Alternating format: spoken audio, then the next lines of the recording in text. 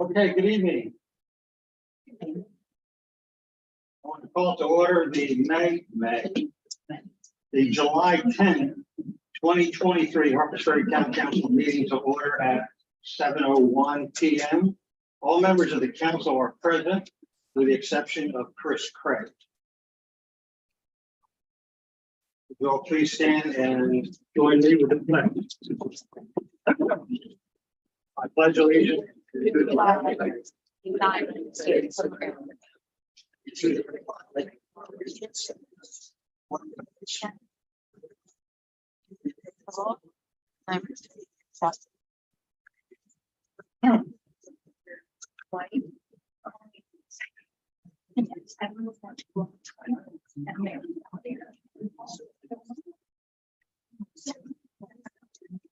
Council, ladies and gentlemen. Council, are there any additions, deletions to the agenda? Yes, I have something. Okay, item 16.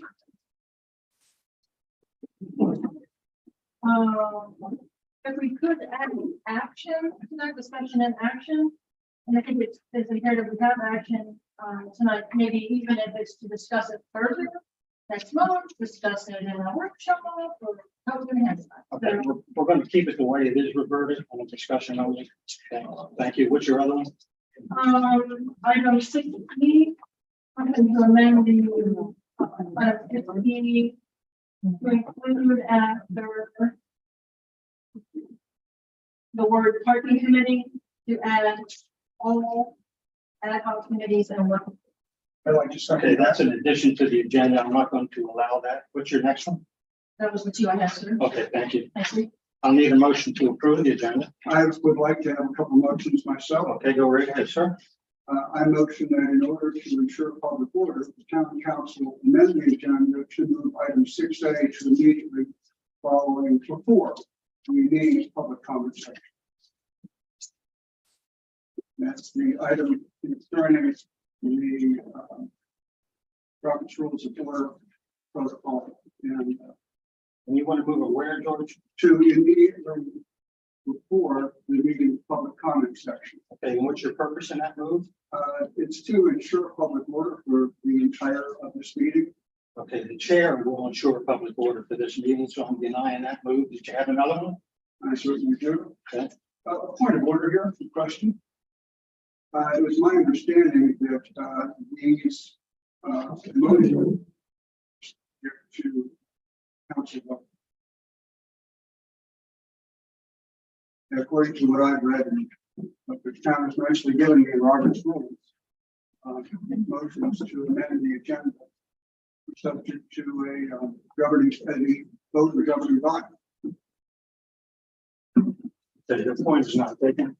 That's not part of the point is not taken. You raised the point of order. I just denied it as the chair. Okay. Okay, I would also like to motion that the town hold a special meeting at 7 p.m. on July 20th, 2023. Okay, that's beyond the scope of this agenda. That's denied. That's beyond the scope of the agenda. There are agenda elements in this. I Okay. want to finish this with the executive, which shall have the following agenda items as they have been submitted for this July 10th, 2023 town council meeting, namely number 1, street lighting expense report, number 2, building ordinance recommendations, and 3, board of zoning appeal vacancies, and 4, town attorney discussion, and 5, tree committee discussion. Point of order. Order for the day, this is not on the agenda. Correct. Okay, Okay. that's what I have. Okay. Do I have a motion to approve the agenda as written? Thank you. Do I have a second on the motion? Second. Any discussion on the motion to approve? All those in favor of the motion to approve, raise your hand. Aye. Let the record name is 6-0. Okay, public comment. I'm going to have the recorder, how this will work. The recorder will read the name. If you're going to make a public comment, I want you to state what agenda item that you are going to address specifically on the agenda. The recorder will then put the time limit on, or 3 minutes per person, with a total of 15 total. Turn this over to the recorder. All right, we have Benjamin Buckley for agenda item number 1. Thank you.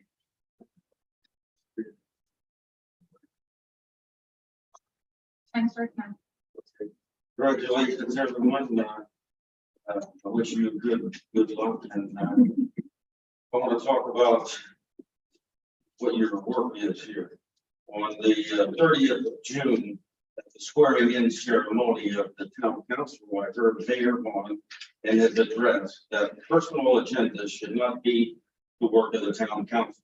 And I agree with that. That sounds really reasonable. However, that raises a question that I've been pondering since. What is the job of the town council? As I see it, you are the personal representatives of the registered voters of the town of Harpers Ferry. That puts you in an important position. Arguably more important than state representatives, U.S. representatives, and perhaps more important than the president of our country. That is because the legislation you create has a direct impact on the lives of your constituents. So when you go about your duties, please think of your fellow townspeople first and before you make decisions. Ask yourself, does what I am doing promote the health, safety, and welfare of the citizens who live here and the visitors who come here from the world over? Please let me explain. Health. That's number one. I'm talking about the enhancement of physical and mental health. Healthy living is good for everyone. Number two, safety. Safety is important to sustain and preserve life. Promotion of safety allows people more freedom. 3, welfare. The general welfare of the people you represent is of the utmost importance. A focus on the general welfare of people will lead to a prosperous community. Health, safety, and welfare should be your acid test for legislation. I have heard many people complain about the wheels of government moving too slow. I used to agree with that, but now I know that it is important, and moving slowly should be done deliberately to prioritize health, safety, and welfare. The outcome of your work here will deliver to the world a thriving and vibrant community. May you have abundant blessings. Thank you. Okay, next we have Wayne Bishop for item 4B and 6A. Yes, I'll be brief.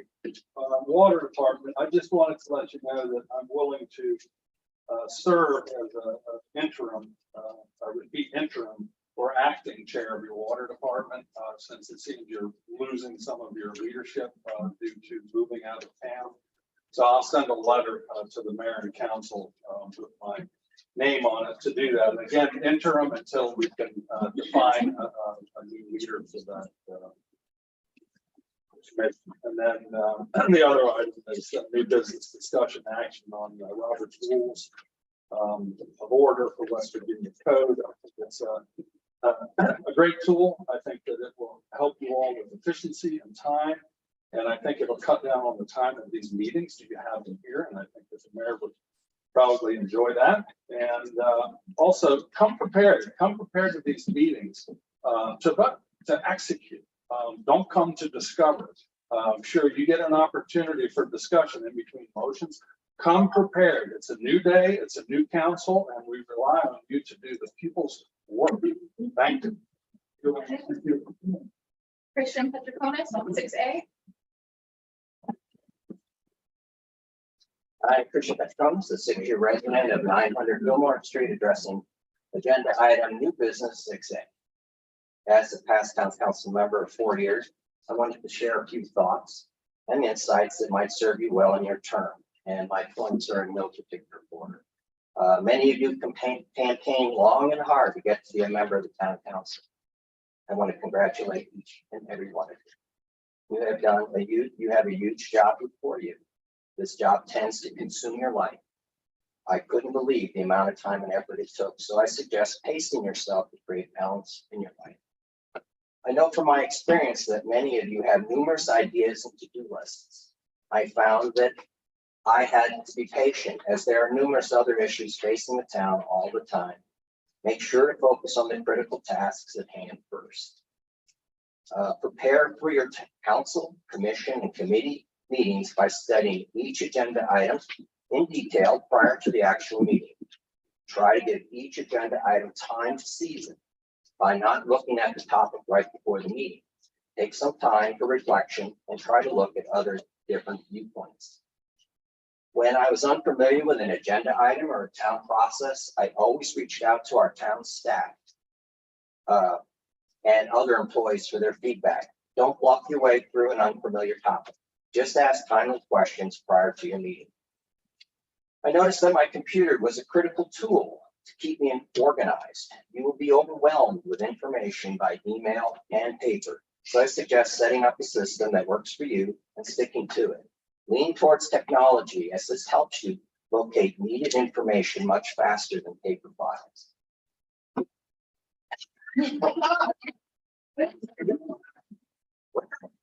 our residents find out that you are on town council, they will ask you numerous questions and even for favors or consideration over some issue they are having. I have found that explaining the town processes are important, but I was always careful not to show favoritism or share sensitive town information. Study Robert's rules, like the mayor pointed out, rules, and use them in all your meetings and Ben's place. I was so surprised how effective and time efficient meetings became. My time is short, so I'll end it by saying you have taken it on a very serious and important responsibility. So please remember that you're serving the Harpers Ferry residents and the visitors who make this town possible. Really try to find common ground in making your decisions and votes. I hope you enjoy serving as much as I did. Thank you, Chris.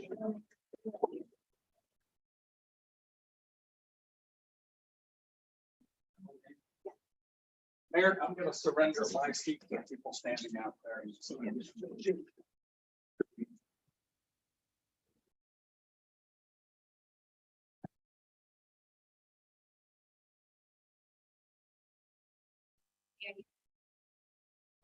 Continue. Quickly start skip comments.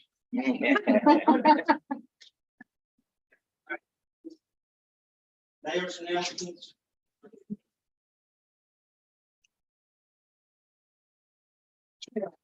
Two, just real short, third DN, my understanding, if you go outside at dark and look up, you'll see the northern lights. Those of you that don't live next to a Walmart shopping center or something. The second thing, council, this will be directed to the five of you. And I have done this every time I have been mayor, and I think I just want to make some opening remarks and opening comments about how, from my perspective, things that I think may be important for you to hear once again, and hopefully it will set the tone as we move forward. And let me just begin, council, by reaffirming that all of us, I guess it was a week and a half or 2 weeks ago, we took a solemn oath of office where each of us swore or affirmed that we would faithfully discharge the duties of our office to the best of our skill and judgment.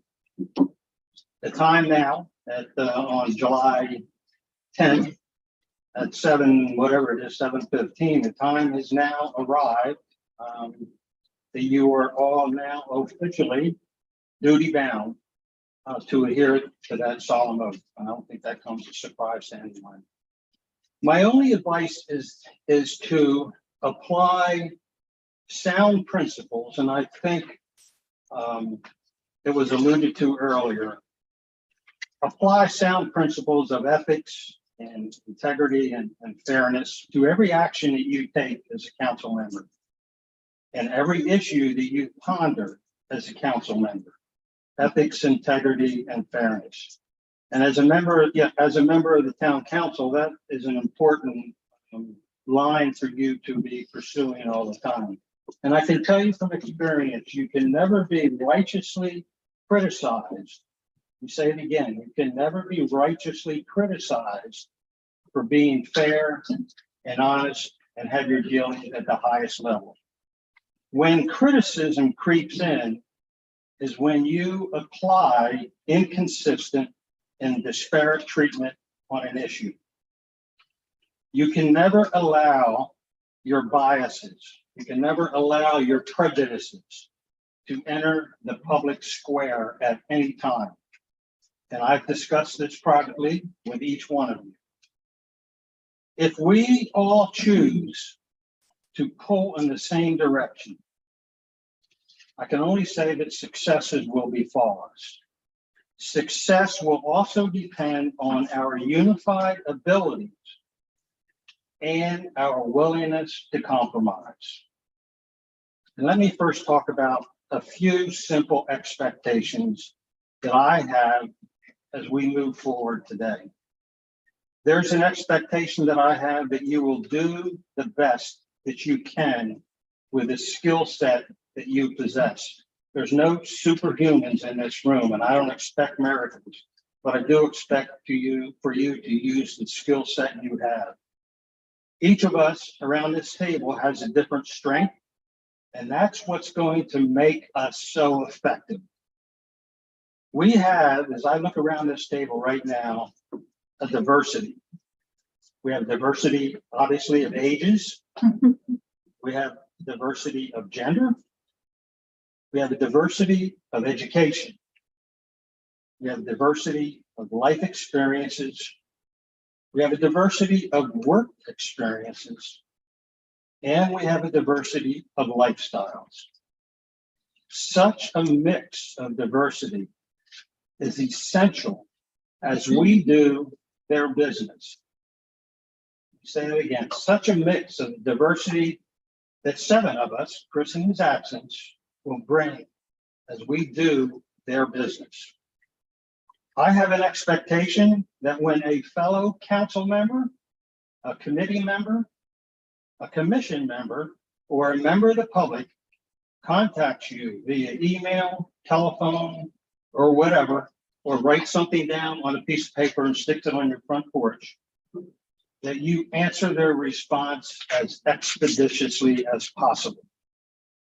Again, this includes people that we have here that we are representing. I also would suggest that you check your email frequently. Unexpected issues arise without notice nearly every day. If you don't believe me, ask for Lisa, Patty, Debbie, and everybody else in the office. We have no idea what the day will bring. And when things come up, I am duty bound to let you know, and I will send you an email. And so make sure that you check your email regularly. I have the expectation that you will honor the sanctity of confidential, sensitive, and protected information. You will be entrusted with such sensitive and protected information, and you are duty bound to protect that information. I have to say that if you choose to reveal such protected information to the public, that decision will leave me no recourse but to pursue sanctions. And I hope that it will never come to that, and I don't think that it ever will. If you reveal information from the executive session, that will also bring sanctions, and the Ethics Commission would be notified about that. We must function at a standard higher than normally expected. We have to put ourselves at a much higher standard than we would expect anyone else to operate. I have an expectation that you will respect certain protocols. No one on the town council, no one on any committee, no one on any commission will have the authority to contact the town attorney or our contracting contractor for accounting without prior approval from either myself or the recorder. Legal and accounting opinions and advice come at a financial cost to the town. You don't have the authority to obligate monies. If you have an issue that you would like an opinion on, kindly discuss it with me or the recorder, and we'll get you the answer that you need. Please abide by that. It just makes fiscal accountability and responsibility, puts it at the level that it should be.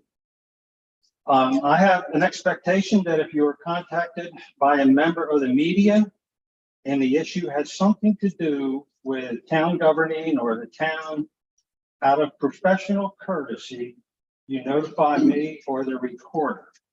Members of the media are to be treated as allies. They serve an important function, and they serve an important function particularly to the community. It is therefore critical that they receive complete and accurate information regarding their inquiry. And also understand that you may not have all the information that when you are talking with a member of the media, and you may inadvertently misrepresent something, and I wouldn't want that to happen. So those are some of my thoughts. I've given these similar thoughts, like I said, 3 other times. I hope that you listen to them, and it's one member of the audience said, I don't know if it was Wayne or who it was, that there's a new horizon, and we all need to try to pull in the same direction, because we're never going to get anywhere. If I'm pulling one way and Storm's got something else, and Roberta's got another thing going this way, the wagon's never going to move.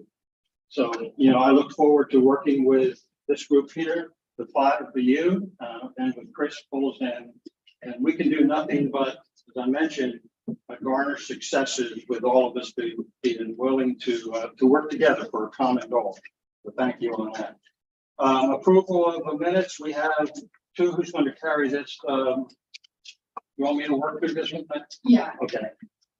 You have 2 minutes before you. 2 minutes. That's great. 2-minute warning. Yeah, we got a 2-minute warning here. You have the minute. Now, I realize that 4 of you, that's life.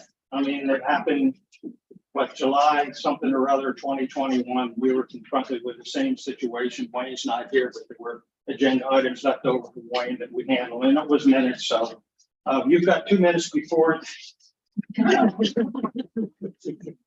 Okay. You've got 2 meeting minutes. Let's do July 12, and then we'll go to July 21. I think Storm and myself were the only 2 that were present on this, but I'll open it up for anyone else on the council. Any additions, deletions to the minutes of June 12? Okay, hearing none, our motion. Yes, I have reviewed them. And I move to approve these minutes as presented. A second on the motion to approve June 12. Second from Zach. Discussion on the motion to approve June 12. Hearing none, all those in favor of the motion to approve June 12, let the record reflect 6-0. Let's move to June 21. I was not present at that one. That was basically the canvas, correct? Yes. Yeah. Any corrections, additions to June 21? Okay, motion. I move to approve the minutes as presented. Okay. Second on the motion to approve June 21. We have a second from Nina. Discussion on the motion to approve June 21. Hearing none, all those in favor of the motion to approve June 21, let the record reflect 6-0.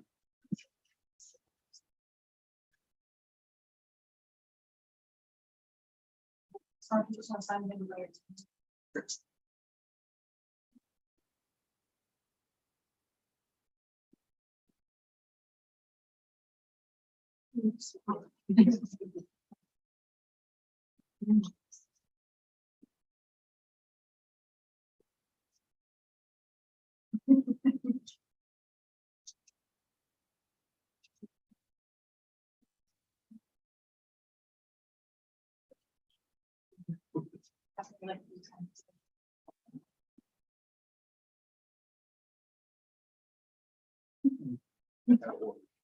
Okay, item number 3A.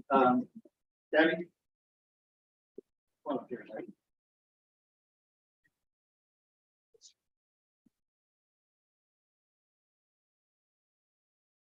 Good evening, Mayor and Council. And since some of you are new, I'll just kind of review the format of these reports that we get each month. They are always always a month behind. So we just received bank reconciliations from the bank for the month of June. So what you're looking at are finalized reports for the month of May. So we're always about a month behind. You receive two reports that reflect budget versus actual, and tell you how much as of the end of that month we have expended or received. You receive, and one of them is for the general fund, and then the other is for the water works. Then you also receive two reports corresponding to that same month for water and for general, and those give you your itemized detailed transactions that file the budget versus actual totals that you see. And then the final report that you get is check details that's for the immediately preceding month, so that you can see activity that's actually occurred that we've reported to date as of what has just happened most recently. I do want to point out to you, Roberta, from just right before the meeting. First of all, Cox Holiday prepares all of these reports. This is check and balance that we have in our system that provide they can make this, and I can assure you this is a complete oversight. But the two details, check detail for the month of May are actually for May 2022, not 2023. I will have those run again and sent out to you all so you can put the correct ones with your information. But the budget versus actual, what we mostly work off of, and those are as of the proper period. So I'm certain that the data is right. Okay, so we are now reflecting the end of May 2023, which is 91% of fiscal 2023. For general fund, our numbers represent revision 4. Our targeted operating income is now $1,207,500. And the income as of the end of May is $1,131,855. And it actually represents a marginal percentage over the budgeted amount. Yes, ma'am. Sorry, since we're new on this? Yeah. Can you tell us? Yeah. So you're looking at the budget versus actual general report, Right. and I'm giving you a summary of that, of my own. I'm not reading anything that you have in print. I'm giving you my report. And so the numbers that I'm hearing could be where at the bottom. Okay, so in the we will get when we get into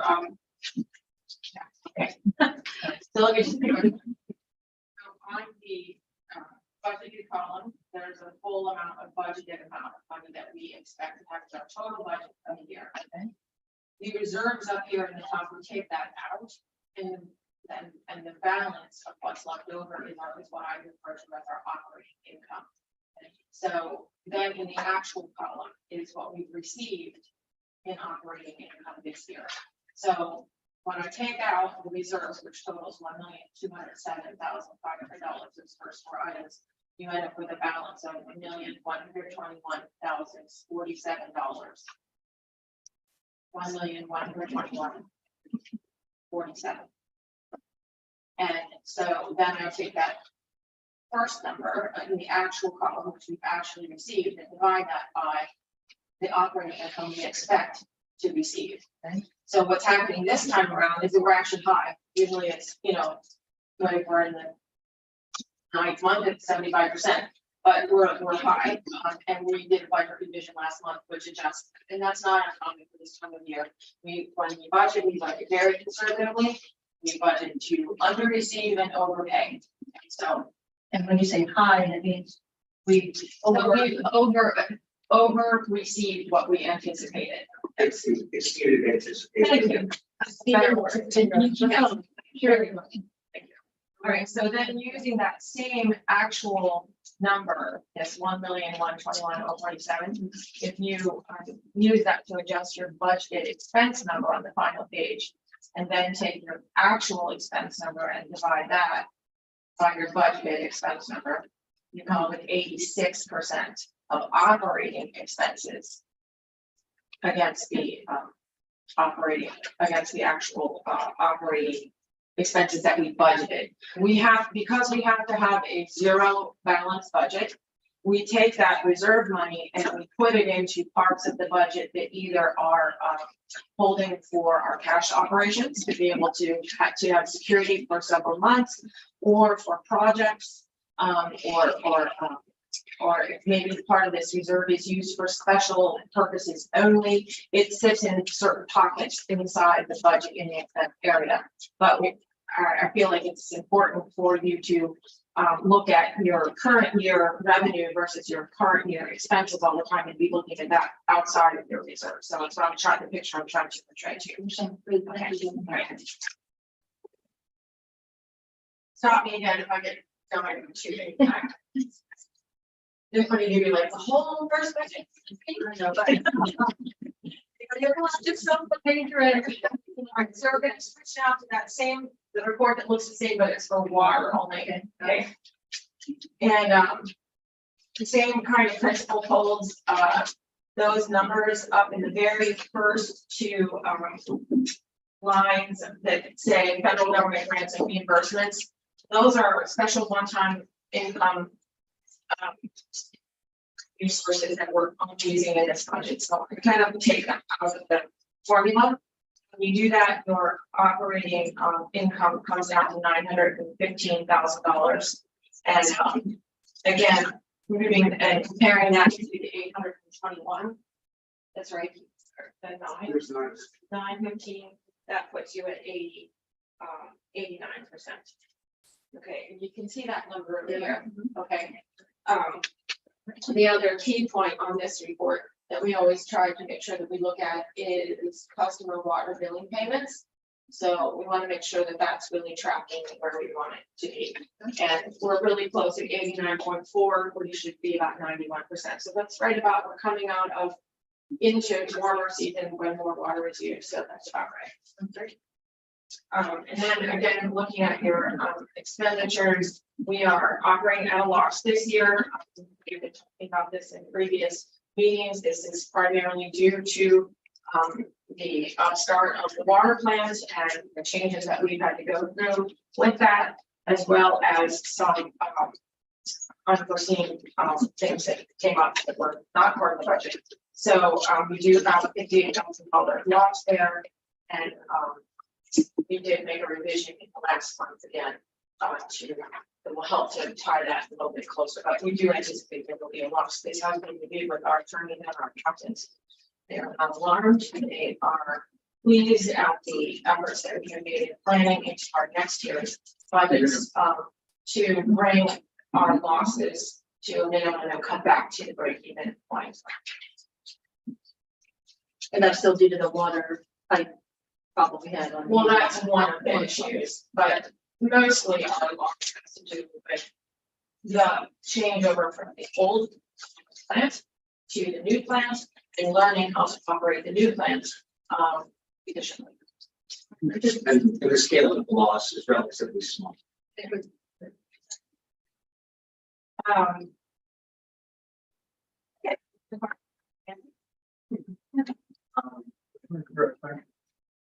Reiterates revenues are ahead, so that will be in bonus for you. Yes, we're on. I think our adjustment that we made last month is going to put things in a good place on the general fund side. Yes. Right. And yeah, and the water stuff the same for when we have the TWA report. Right. I move to accept the financial reports as presented. Second on the motion to approve the finance. Second from George. Any discussion on the motion to approve the finances? Hearing none, all those in favor of the motion, raise your hand. Right. And let the record reflect 6-0. Debbie, you are planning on scheduling that training session. Would you go over that with the council? So yeah, well, when we get to the first budget and finance meeting that we had this month, which in the past has been held on the last Monday of the month in the afternoon, we will have in advance of the meeting for about an hour or so, a special meeting that will be an opportunity for particularly anyone who's new on the council to come and kind of learn the ropes of the budget, how we think about it, how we plan for it, how we can use certain monies, where they come from, all these kinds of things and things about our process to sort of just familiarize yourself with what you just top. So that even if you're not on budget advantage, you can at least have a sense of what we're getting into when to ask questions in a shorter cycle. So we'll do that for about an hour in advance of the meeting, and then the first budget and finance meeting is going to be involved. We must revise the budget by state code to adjust for our carry forward amounts for this year. And so that's going to be a lengthy meeting and a lot of ground to cover. So we'll break that up. First will kind of be a primer, and then the people who have to back up the diving board, we will blow the whistle, and then we will go. You have a date for that? Well, it depends on what budget and finance decides as their regular meeting, but I will say that we can probably tentatively hold that to the last Monday of the month, which I want to say is the 24th. And we, in the past, have been holding that meeting at 3. So this particular sort of training session that we were talking about will be at 2. And certainly, to reiterate, anybody on council who can come to it, and you demystify a lot of things to see how both simple and complicated the town's finances can. And the 24, likely? The 24. I have the calendar, that's the wrong calendar right there. It is the 24th, yes.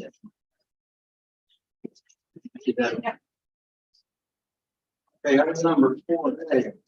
I just want to explain about the next one, because we don't have any items for that, but this next item is any items that are over the purchasing threshold. Again, we'll go over this in with some good information in that training session, but if there are any checks that were required to be written over the purchasing guideline thresholds, then they're on a list, and the details are here to you. You have the opportunity to read them and ask questions if you need to, and you approve them at this time, but we didn't have to be this one, so.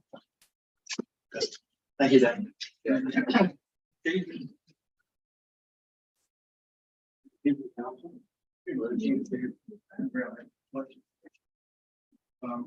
is 4:34 for afternoon. We had 1 accident, 1 call out, 7 assists, 186 citations for the month, and 160 incidents. Questions or concerns? Can you define the incident? Incidents are any type of call of service that we have. Or, building checks, they generate an incident report that credits us a call for service in conducting our business. No crime, no. So everything is listed there that we respond to, and the incidents are generated for in the reports that are presented. I would also say every time live sign release, you're more than welcome to come and run around with the officers. I see what they do with their basis, and it's very adventurous, and you should enjoy it. Yeah, we also have a bear that's running around down there. Everybody aware of that? We have I'm right here. That was not it. But we contacted the Department of Resources, and basically they said it's allowed to eventually work its way out of the area. Juvenile, it's just small, so. It's been, so he's just kind of, I'm just looking. He's getting his bearings.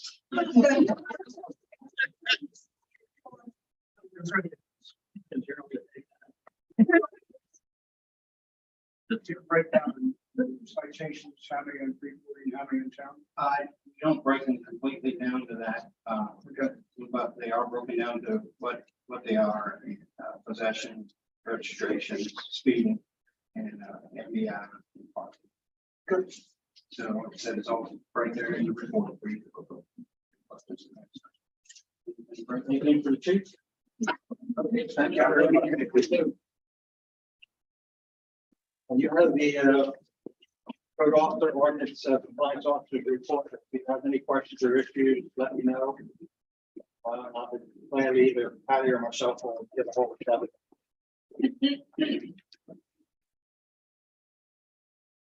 Budget finance, who's handling this?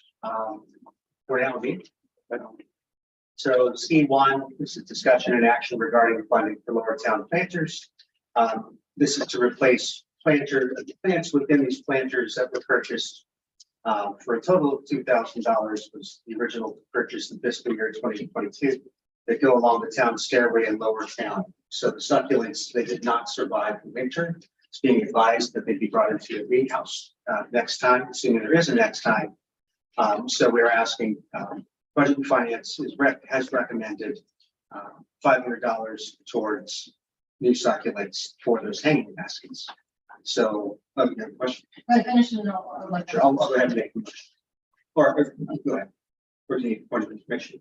Point of information. Yeah. Yes, so the hanging basket, Yes. and,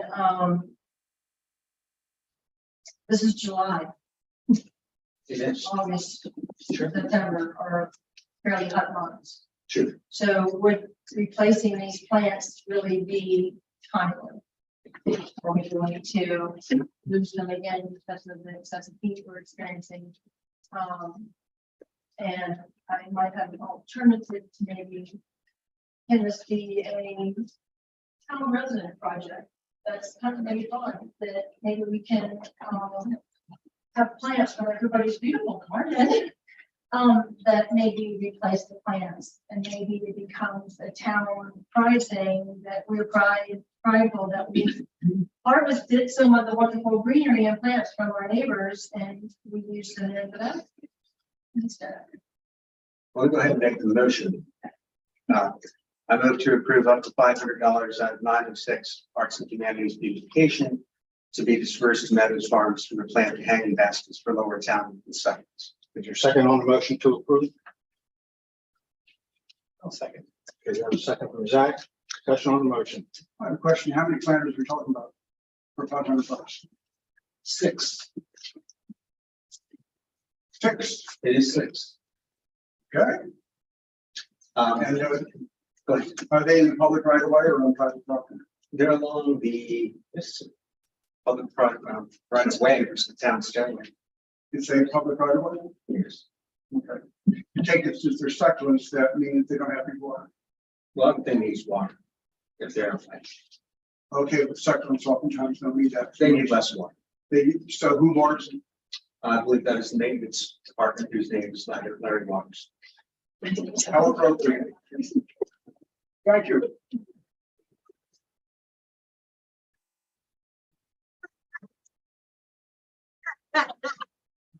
Actually, we get a lot of mileage out of plants, as George pointed out. They are succulents that do very well with heat. And I believe Larry did a very good job of watering them last season, and the key would be for them to be brought in before cold comes, and anymore they will be out there until November. And we have not even reached our peak tourism season in fall, especially. They'll likely still be in winter, keep an eye on it. But the key is for them to be brought in beforehand. I love the idea of engaging the community now. We used to have the Women's Club at the park. The park formerly known as the Women's Club Park, now we just call the park formerly known as the Women's Club Park. And that if that effort comes forward, I think it'd be wonderful to do that, maybe expand these efforts. But for right now, I feel like it's worthwhile to re-up these plants. We know that we have a good maintenance team dealing with them, and then to make sure that they're disposed of properly in the cold months, so we don't have to. Okay. Any other discussion? I did have one point, and Roberta was looking at my notes, so she mentioned it ahead of me. I was going to make the same comment as Roberta. You know, this is July, the middle of July, and I'm just going to bring it up to the council that, you know, $500, we're through. Halfway through, you know, the major growing part of the season, but Storm makes some good points about the succulents, et cetera. So I just wanted to bring that up, but Roberta snuck through and looked at my notes. Any discussion? Nursery we're getting the plants from, they're local nursery, so they're familiar with our climate and I recommend plants that are appropriate for our climate. I haven't been directly involved with it, but I would assume so. But yeah, even succulents, if it's too humid, it's too hot, they're gonna, well, so I think And rely on their expertise to suggest plants that are appropriate for the climate. I'm not certain, Pat, maybe you can advise. I think they prepared these baskets in the first place. So, Yeah. and they would have done great if they haven't been left out. Okay, so they previously did not have any issue except, Correct. okay. Any other discussion? Hearing none, all in favor of the motion?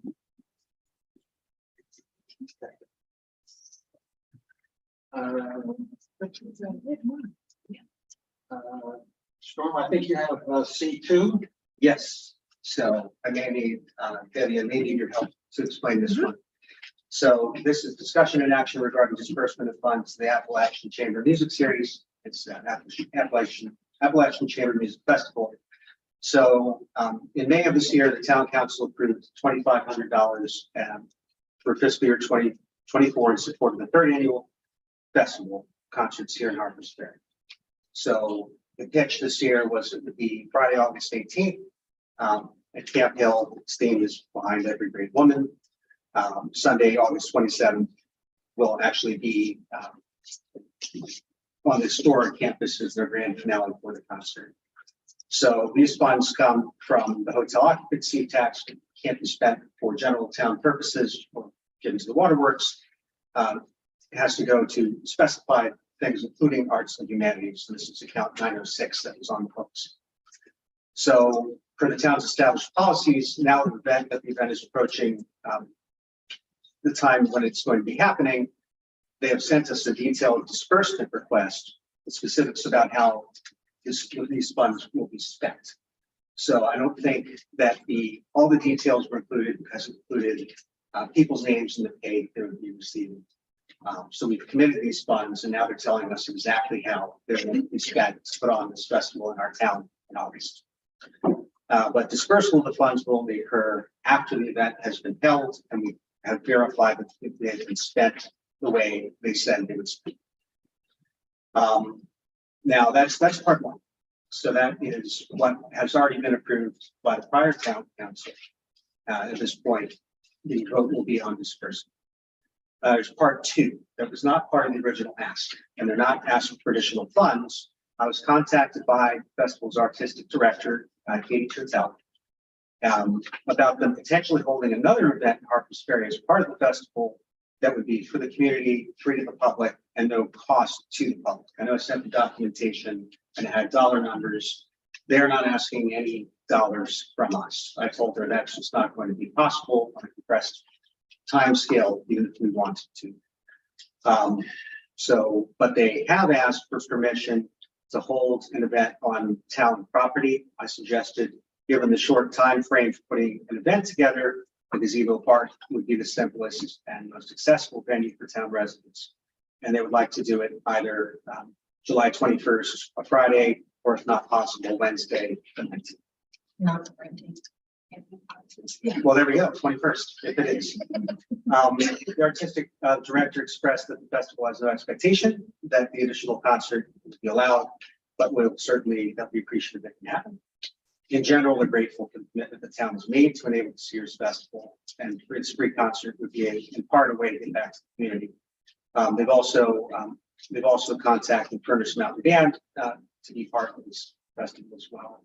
And just as a full disclosure, like several and perhaps many people in town, I do make contributions to support this festival, but I do not otherwise have any interest in it. I don't receive any material or personal benefits from the festival or its concerts, other than feeling good about helping to bring this corner of the arts to Harpers Ferry. So I move to approve dispersal of up to $2,500, 906 Arts and Humanities to the Appalachian Chamber Music Festival for August 2023 performances in Harpers Ferry, pending submission of appropriate documentation. And then let me do that one. And the second part about asking permission, I'll do that separately. Okay, there's a second on the motion to disperse. You have a second. Any discussion on the motion to disperse? Roberta? Quick question, do you have a document that shows what the draft disbursement is? Yes, I do. Okay. Yes, I do. And is there anyone from that group here tonight? Is there anyone from the festival here tonight? No, but you should understand that in the process that we use for reviewing funding requests that occurs in the winter, we ask that anyone who is going to make a funding request come and give their presentation to the budget and finance team, and they did. And then also with regard to that specific documentation, they were available for question and answer, and budget and finance went through the whole process with them. Right, so budget and finance vetted Mhm. everything, okay, and so, just so I know, and I did this in my head, but,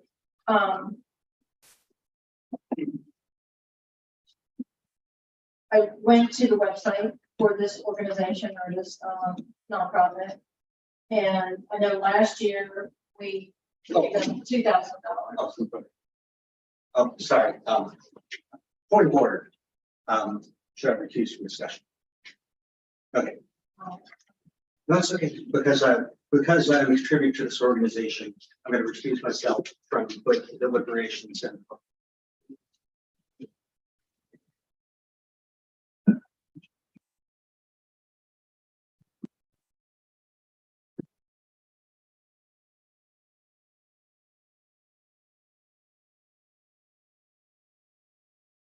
Please tell me what's going on. I got you. I got you. Here's my question, and here's my concern. Okay, we gave them $2,000 last year. Going on the website and researching this, organization, it appears they do a ton of events. And all of their events are free. So why is that? So I was hoping that someone from this organization was here tonight to explain why. Yeah. You have a ton of events. They look amazing. Why aren't you charging for your events? You probably could make a lot of money and not come to these poor, small little towns who have a very small purse that has holes in it. So, with that, and just not really understanding and really kind of, really wanting to go through the budget training, really understand where the money's coming from. And actually said in my campaign that I can't support the money for when the counties of the priorities. And I understand that it's allocated somehow, but at this time, I honestly can't support giving $2,500, maybe a lesser amount, but right now I cannot support it because we have other priorities in town that need money and attention, and because I don't actually understand the budget and where it comes from. So I'm just telling you. Help you understand what's happening. So first of all, the organization did question us both last year and this year about why they don't charge. And their explanation to the Budget and Finance Committee was that they are working to develop a call for this culture in our area. And they wanted to make it a free offering for a couple of years so that people understood what it was about and would feel more comfortable later paying. I do believe that it is the intent of the commenters to ask for tickets to attend, but they felt that it would be good to build the culture of the event to offer it for free for a couple of years. They started out their ask the first year, not this year, but yeah, well, just last year, of about $6,000. And when they heard all the other presentations of people coming forward, they, in the meeting, said we are dropping our number. They understand what you're dealing with, and they backed up. So, so I think that they have tried to make their asks appropriate to the various communities, costs, and we reviewed this to make sure that the expenses that they're asking to cover are only applicable to those concerts that occur here in Harper's area, not any other place in the county. Just to familiarize yourself a little bit with the hotel motel fund, which is what this money will come out of. We, along with all other municipalities in the state, charge a home occupancy tax on lodging in our municipality. That is 5%. By our Harper's Ferry Code, Article 753 and West Virginia State Code 7-18-14. Half of all of those lodging taxes that we collect are required to go to the CBB, our Jefferson County CBB, and half of all of that fund is required to be spent for specific purposes that include promotion of the arts, artistic interpretation, performances, and education, historic preservation in our community, beautification of our community, park restoration, preservation, and maintenance. There are other items that can be included, but these are most applicable to our community. You cannot use these items for payroll. You cannot use them for utilities. You cannot use them for snow removal, paying an attorney, or anything like that. They must be used for these purposes. These events must be available to all equally, and they must be available to visitors and they're also meant to enhance visitors to our community as it comes from the occupants and assessment to receive one. So to let you know where we are in our budget, if you actually want to refer to that budget versus actual report that you saw before, that was for the general fund only and not the water. I'm going to show you how we're doing it with that fund.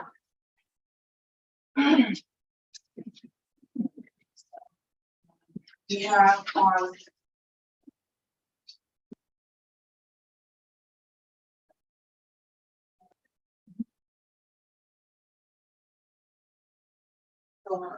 the budget residential general. Yeah, okay. So if you go down here to 308 hotel motel, you'll see. Okay, this is our income that we anticipated for the year. We budgeted 70,000, which is for the next couple over, and we're around, according to this report, at 74,130. That's what we thought we would bring in. Okay.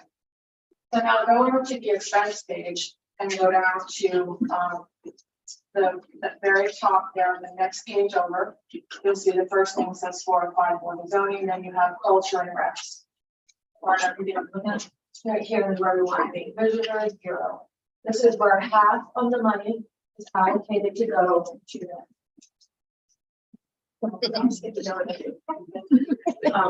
So half of the money is allocated to, so that's half of your 70,000. Okay, this actually includes the first quarter of 2020, the last quarter of 2023, 2022. So that was right. And so this is all we're going to put in this fiscal year.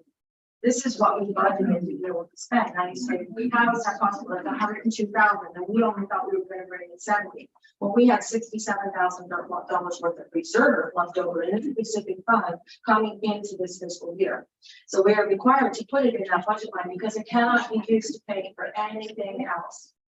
So we've only spent 21,800 this year, and we have budgeted a total of 102,600. Now this is in fiscal 23. Fiscal 24 is much the same, and I just ran a rough number on our carry forward numbers, which we will carry around $68,000 again in reserve in this fund next year. So you basically have over $100,000 to spend in fiscal 24 in there that cannot be spent for anything else than performance of support of the performing arts, historic preservation, maintenance of parks, restoration of parks. And the garden is going in there, $500 for the garden itself. So that's where that money comes, and it is a restricted fund. Right. Thank you, Debbie. Any other discussion on the motion?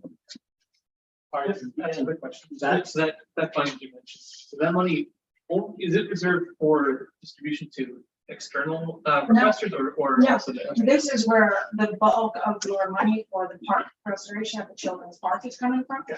And so that's one of the things that's nice about building up that reserve. We've been building that reserve for a while.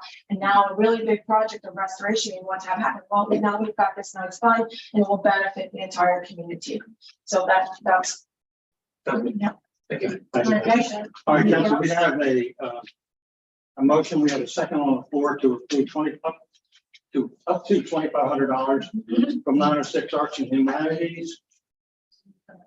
No, thank you. All those in favor of the motion, raise your hand. Let the record reflect 5-0, 1 abstaining, and bring in Mr. Stewart. I think he's going to need to explain that, but maybe he can step back out. I'm not as up to speed on that yet. All right. So Storm, before you get too comfortable, yeah. Oh, part two. Yeah. Yeah, go ahead. Last made the motion, so. Right, you have not made the motion yet. I couldn't explain it. So if you could, yeah, Oh, sure. the second part, I couldn't explain it. Okay, well, I assume because the second part is up, the first part passed. Okay, there's my powers of production. Okay. Well, okay, I'm gonna make the motion as a fill in blank, so the outcome will be per the discussion. So this is within Robert's rules, one way that you can make a motion. Just a quick point, where do you make a motion you intend to use yourself in discussion on? I think you, That's a good question. I'm happy to Sure. make it. That's. Well, great. Hang on. Then, don't say things, I love my ears. And I'm gonna try to solve, that's good, I have one more to solve Wordle, so. And I have to interpret. Sparks notes. This is a motion to allow the Appalachian Chamber Music Festival to hold a folk music concert on Friday, July 21st, at the Gazebo Park, I believe is what he said, so. There's a second on the motion. Sorry, a second from George. Discussion on the motion. Hearing none, all in favor of the motion, raise your hand. Let the record reflect 5-0-1 abstaining. Mike, let me go get him because I say it, and I have to stand up. Okay. Thank you. However, we need to discuss special events, traffic, and all kinds of things, so I'll take that offline with you.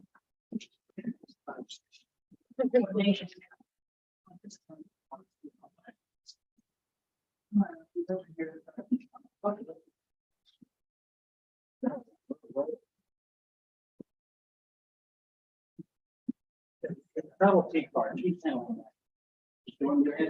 can stay for this one. Yeah, I don't think I need to recuse this. Okay.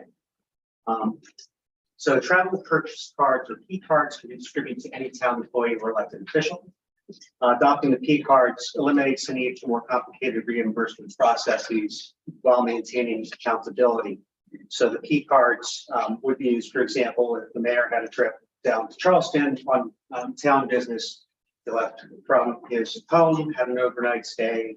It was pre-approved and came back. That would be the type of expense we're talking about. And these cards would stay in town hall until needed. And then for an authorized and pre-approved travel expense, then arrangements would be made by town hall staff and the card would go along with them for the trip. So I moved to obtain travel purchase card, and all these items were recommended by Budget Finance. I moved to obtain travel purchase cards for fiscal year 2024 for the mayor, town council members, and recorder for pre-approved travel use. Second on the motion to approve. There's a second from me. Any discussion on the motion to approve P card? Good question. So what you're saying is the amount is based on the per diem, type amount for the trip? Yeah, so with the cards will remain here in the office until such time as the person might need to use them. And yes, all the per diem rules are followed, and we would instruct you on any of that prior to making any travel, help you make the arrangements, et cetera, et cetera. But yes, we follow all the state guidelines for that. Okay, and then the cards are like preloaded before the. No, they're credit cards. Oh. Yeah. And they'll be issued just to you. And we will educate you about what is eligible and what is not eligible to use them for. Yeah. Okay. No can. Any other discussions? Hearing none, all in favor of the motion to approve. 6-0.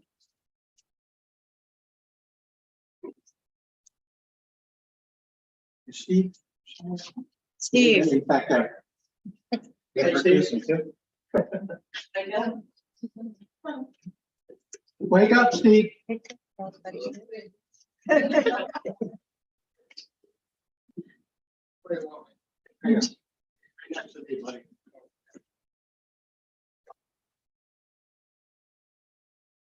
water connection board, make this month we had June.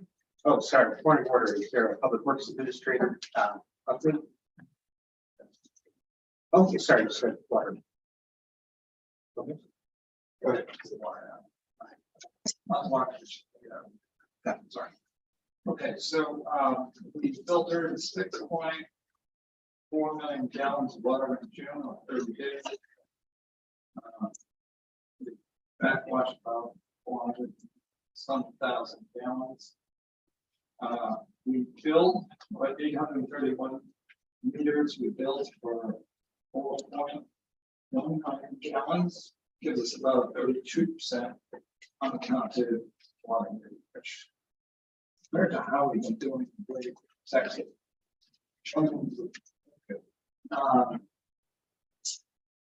We have, we're continuing to kind of check off the main open items, but we're closing off the items at the plant. 2 weeks in the loop that have been repaired. We've got a couple of pumps we had some questions about, but now where's it's been looking at all that. They've been very responsive to needs down there. I think that's much it this month. We do have our permit with the DEP that allows us to return water back out to Elks Mine, and actually expired in the month of July, but I've been in touch with DEP and they will be extending 6-month extensions. It sounds like state line. So we can do the right to there's something going on state. So we're working on that. And we also were notified with Mayor Bond was notified the end of last week, somewhat suddenly by VSC that they want full accounting of hydrant. But I was going to say hydrant, I think it's more hydrant flushing. And so we're going from by 20 turn around for bit of information. So those probably are. You gotta learn it all the new acronyms, PES. Okay, I'm sorry. So that's Public Service Commission. And that's a state agency that that governs public utilities, actually public and private utilities. So we set the rates that we have to get those approved. They approve the tariffs, that sort of thing. But they put out all the rules that you have to follow in terms of conducting business as a utility. And then the DEP is the Department of Environmental Protection. And then we also deal a lot with the health. DHHR. DHHR. And they govern all of the testing of the water. What's the testing? Any luck on the leak hunting initiative this month?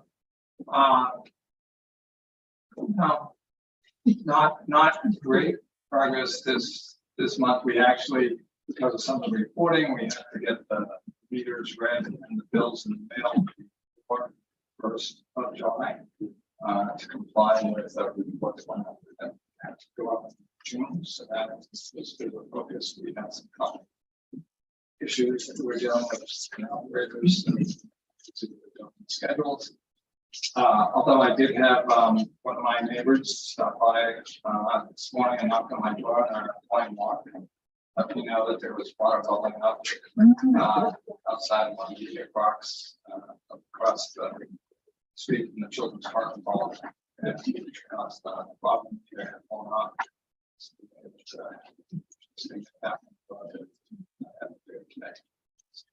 All right. Yeah, here's the walking around town.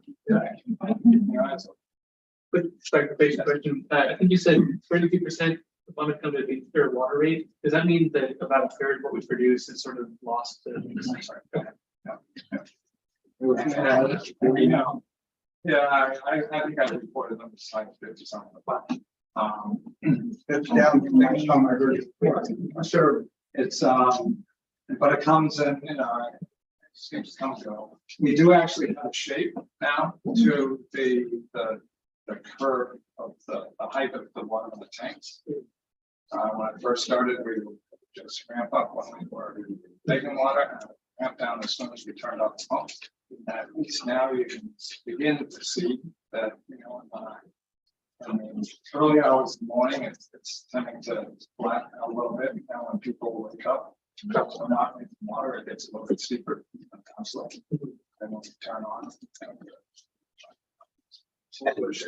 We're going to be hearing a lot about this, so there is an initiative to start hunting down the most significant leaks. And of course, we have what's moving in a good way is the replacement of the entire water distribution system. Certainly these Parts of it, yeah. parts that we've identified.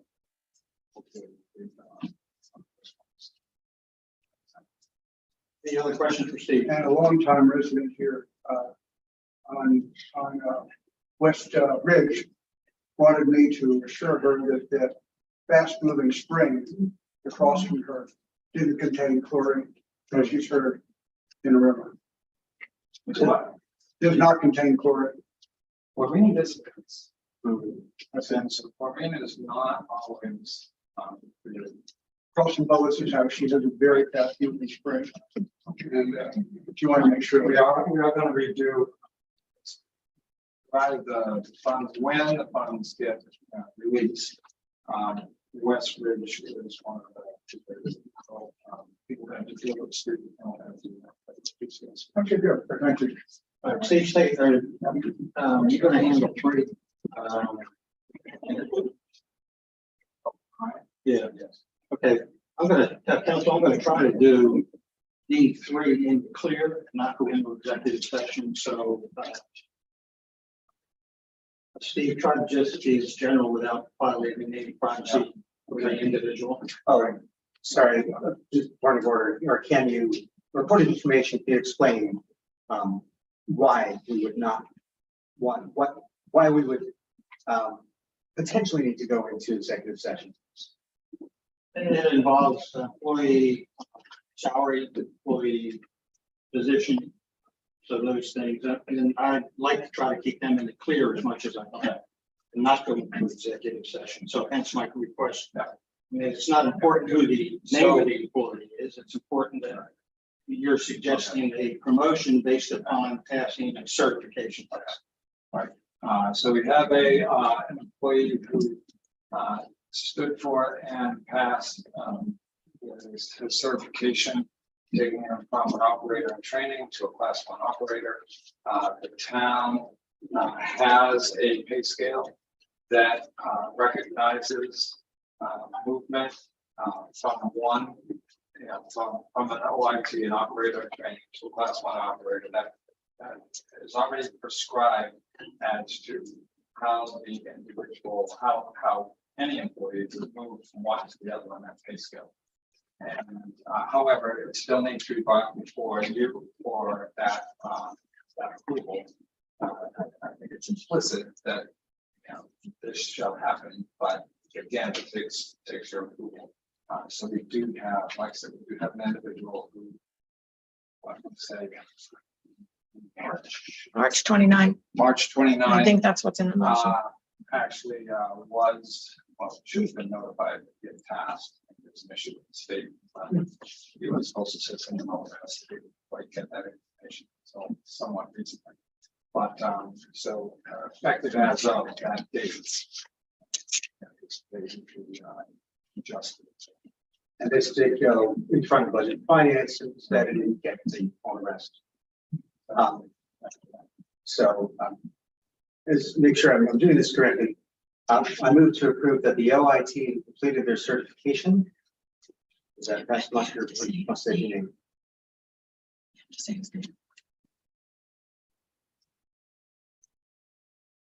All right, so. Let's do this. Let's.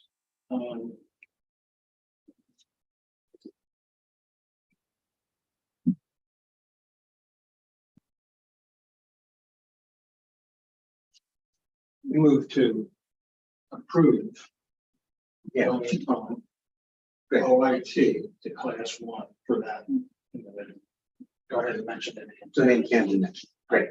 I move to approve the Ryan Slusher be classified as a class 1 water operator retroactively to coincide with completion of certification from March 29, 2023, and that his wage be increased to class 1 operator, step 3, retroactive to March 29, 2023. Second on the motion to approve. Second from Zach. Any discussion on the motion? Hearing none, all in favor of the motion? 6-0, please. Okay, Steve, I think we have one more regarding the paving. Are you going to handle that or is that? Yeah, go ahead. You got it or you want me to do it? We're gonna postpone it. Yeah. You're on first. So, so I think we, there's quite a bit of paving that is in arrears for us to do. When we compare these on our streets or streets all over, streets in the county, but when we compare leaks and have to disturb the pavement, oftentimes we'll come in and we'll just put in gravel for the time being, and then it's, these small pavement jobs, to put them all together. We have quite a back of this at this point, but we will due to really kind of arguments that I want to make in terms of how we would accept the vendors. We're going to push this off to discuss next month. Yeah, we're just gonna postpone it so the budget and finance can review it in their next meeting and then it'll come forward as a recommendation. We just had a hiccup in the procedure. We have discussed it, actually, we have discussed in fact, all, but we didn't get it done before the full weather set.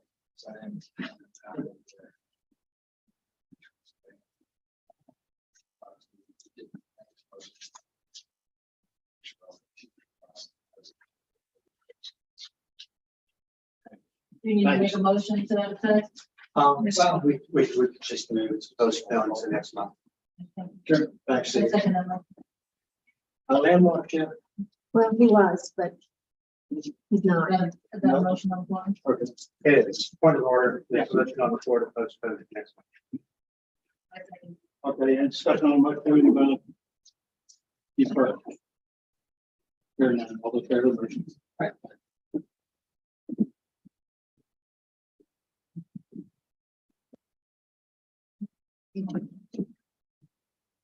Planning Commission. HLC did not leave that. Thank you, Kirsten. The President of the Planning Commission. President, no. Fortune, other organization, any other organization report? New business, go to 6A.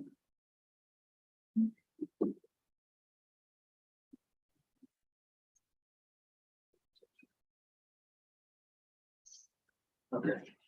Yeah, let's talk about the 6A, discussion and action to adopt a strategy to guide municipal meetings according to protocols contained within Robert's rules and West Virginia code. I've had discussions with a couple of you regarding this. On my notes. I know there's an interest. Nina has expressed an interest. Zach certainly has expressed an interest in reading Robert's rules. I'm not sure that we should consider appointing an official parliamentarian.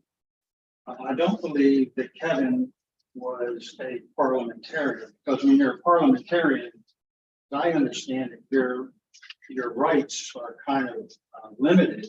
You serve as the counselor to the chair only. And if you are a member of the governing body, I don't believe, maybe somebody can correct me, I don't believe that you can participate in actions regarding motions and all of those kinds of things if you're a parliamentarian and also a member of the governing body.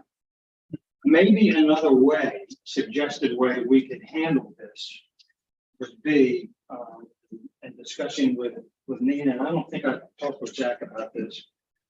Maybe what we should come up with, or maybe the 10 most common things that may arise during a municipal meeting, like Storm mentioned point of order or call a question or amendment to a motion.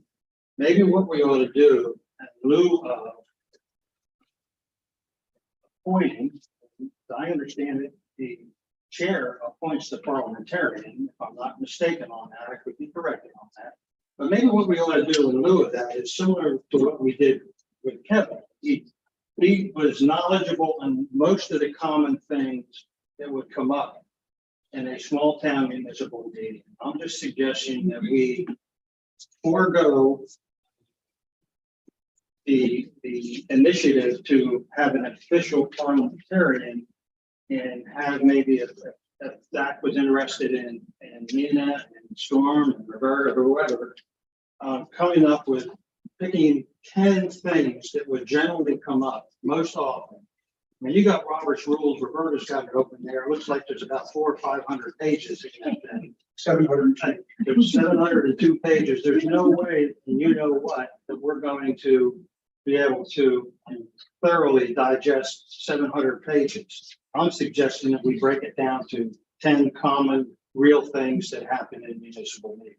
Storm, you had a question? I was gonna add to that, even if you did digest it all, I mean, even if you digested all of the state's ordinances, you still wouldn't have the context of how they interact and what the on the ground practice is. So I feel like, you know, we had someone who had that experience, we don't now, but I feel like we're demonstrating here that we can find our way through this. If there are questions that go beyond what we feel comfortable with, then at that point, it would behoove us to consult with the town attorney about that issue, and then we can add that to our rule book for the next meeting. Okay, would be my suggestion. Let me ask Zach and Nina for your opinions on this, because both of you have expressed an interest. You've both come in and got the book. I appreciate that very much. And Zach, if you're willing to, I can or defer to Nina. So basically the question is how we should handle issues that would come up during the game. Correct.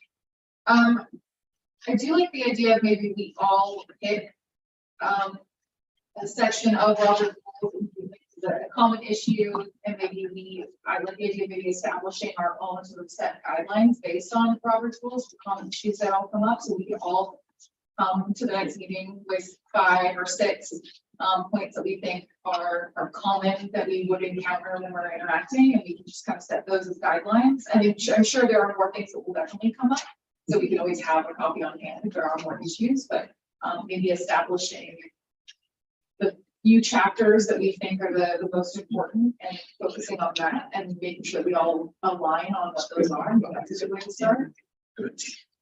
Zach, you got an opinion on it? It sounds reasonable. I think it's useful to have someone to point to in a meeting if there's ever if we rely on us as a group, if there's ever a disagreement, to have 1 or 2 people to point to and just sort of resolve that.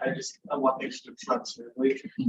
So maybe we do a bit more research to make sure that we're not curtailing anyone's rights for voting and acting. Revisited. Sure. Yeah, I did research this and had some guidance in it as well.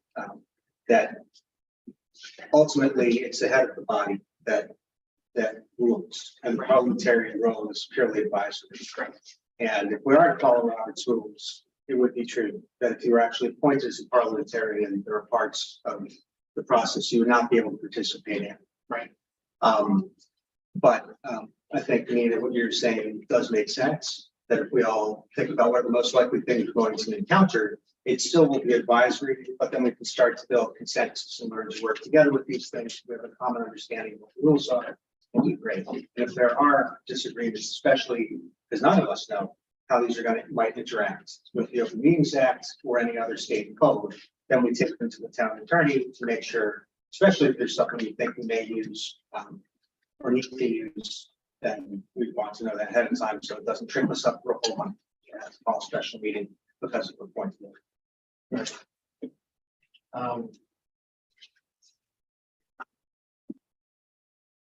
Nina, would you be willing, if we could get a motion on the floor, would you be willing to be the recipient of ideas that you pointed out? In other words, you garner all the things that Zach thinks are important, and George thinks are important, that we all should become familiar with, and then kind of put them together and we can present them to the body in our August meeting, then or decline it, whatever. So if somebody is willing to take a shot at that, I'm not willing to take a shot. go ahead, Roberta. I'm not willing to take a shot at the motion. It does one more point of discussion. Sure. I think not so much the parliamentarian to serve us, but to serve what might be happening with the public. So let's say if something we're about to rule on, or something was happening with the public present at the meeting, and something got unruly. So we were hoping that parliamentarian or sergeant at arms, however you're going to call the title based on Robert's Rule of Order, would have the authority to say, excuse me, please, member of the public, please, hold your decorum, be courteous, whatever, that it's going to happen. So we wanted to make sure that if there was any disagreement coming from the public, that person, sergeant at arms, parliamentarian, or designated individual had the authority to ask the person to hold themselves respectful or leave me. So that was another reason why we brought that. Sure, and it's a good point, but I will say that the chair has the authority to do that. That I have the authority under West Virginia code to have anyone removed for lack of decorum, including someone sitting around the stage. So that resides with the chair. So I don't have a discomfort factor with the concern that you just expressed, Roberta. I mean, I appreciate you bringing that up, but I feel that I'm equipped enough to handle and maintain the core. And it is also in Robert's Rules 47.7, not number 6. Among the duties of the presiding officer is to enforce the rules relating to debate and those relating to order and decorum within the Senate. Thank you. Another point, part of the discussion that I've heard is that this not so much dealing with the town council, and I think with regard to Robert's rules, this is like preaching to the choir. But as it mentions the other municipal meetings we have, without pointing fingers, just saying that many of the meetings are held without use of Robert's rules. The points of order are not followed, and the rule about motions and seconds is not followed. The ending of discussion is not followed, and so I'm wondering if there's a tactful way for this body to task our various commissions and committees to observe in their procedures Robert's rules. Yeah, no, thank you, George. And I think that there is a time. and perhaps since we do have discussion in action on this, we could make a motion for all our committees and commissions to observe Robert's rules and their conduct to the rest of the vote. Yeah, I mean, if you want to go that formal route, that's fine, but the route that I would pursue, I would send correspondence to each of the heads from me as a senior official of the town and advise them that this is the expectation and that you will follow the procedure that the town council models regarding what we're talking about with regard to Robert's rules. And I will handle that in my. Certainly, I respect your desire to do that.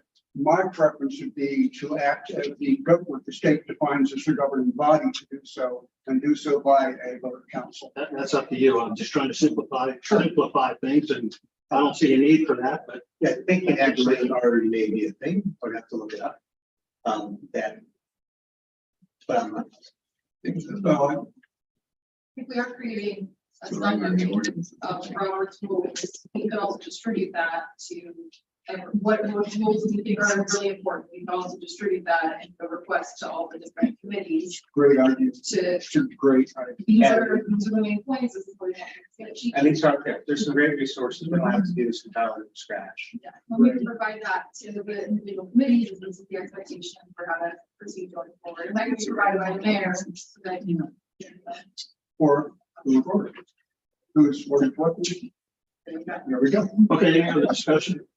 Okay, so somebody put a motion on the floor involving Nina. would be the keeper of the issues that you feel are important, that as a body, we should come to an agreement that are important that we understand. I will tell you that this evening, so far, I've heard point of order 2 or 3 times. In 6 years as mayor, I've never heard point of order. So, but I've heard it 2 or 3 times this evening. So obviously there are probably other things out there that will jump up and that we need. So if somebody put a motion on the floor. Talk about the movies. I'll work this one. Okay, let's talk about the what? Anything. Okay. So Nino, if we can get this motion I've approved, Storm is diligently working for while I'm babbling on. You would be the collector and then try to synthesize those items down to a number that we can agree to. And then what we'll do is we'll put that on the agenda for August. Am I doing okay? So, keep going.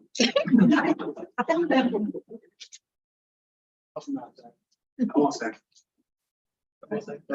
Yeah, keep talking. I guess we should, maybe you're comfortable with this. Yeah. Before we. By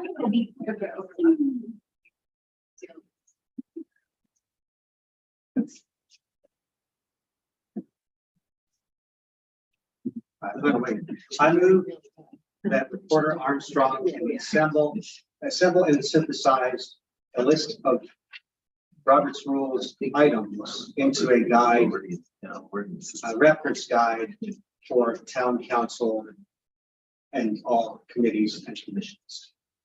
I second. Okay, we have a motion and we have a second from George. Any discussion on the motion to approve?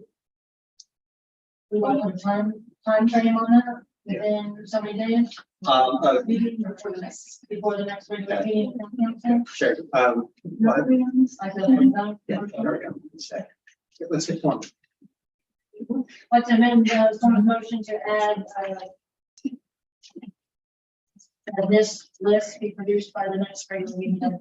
We're going to vote on the amendment first. Second. Storm seconds the amendment. Now discussion on the amendment. Any discussion? Oh, sorry, this is your vote. All right, so where are we? We have a motion, we have a second, we've had discussion on the amendment, correct?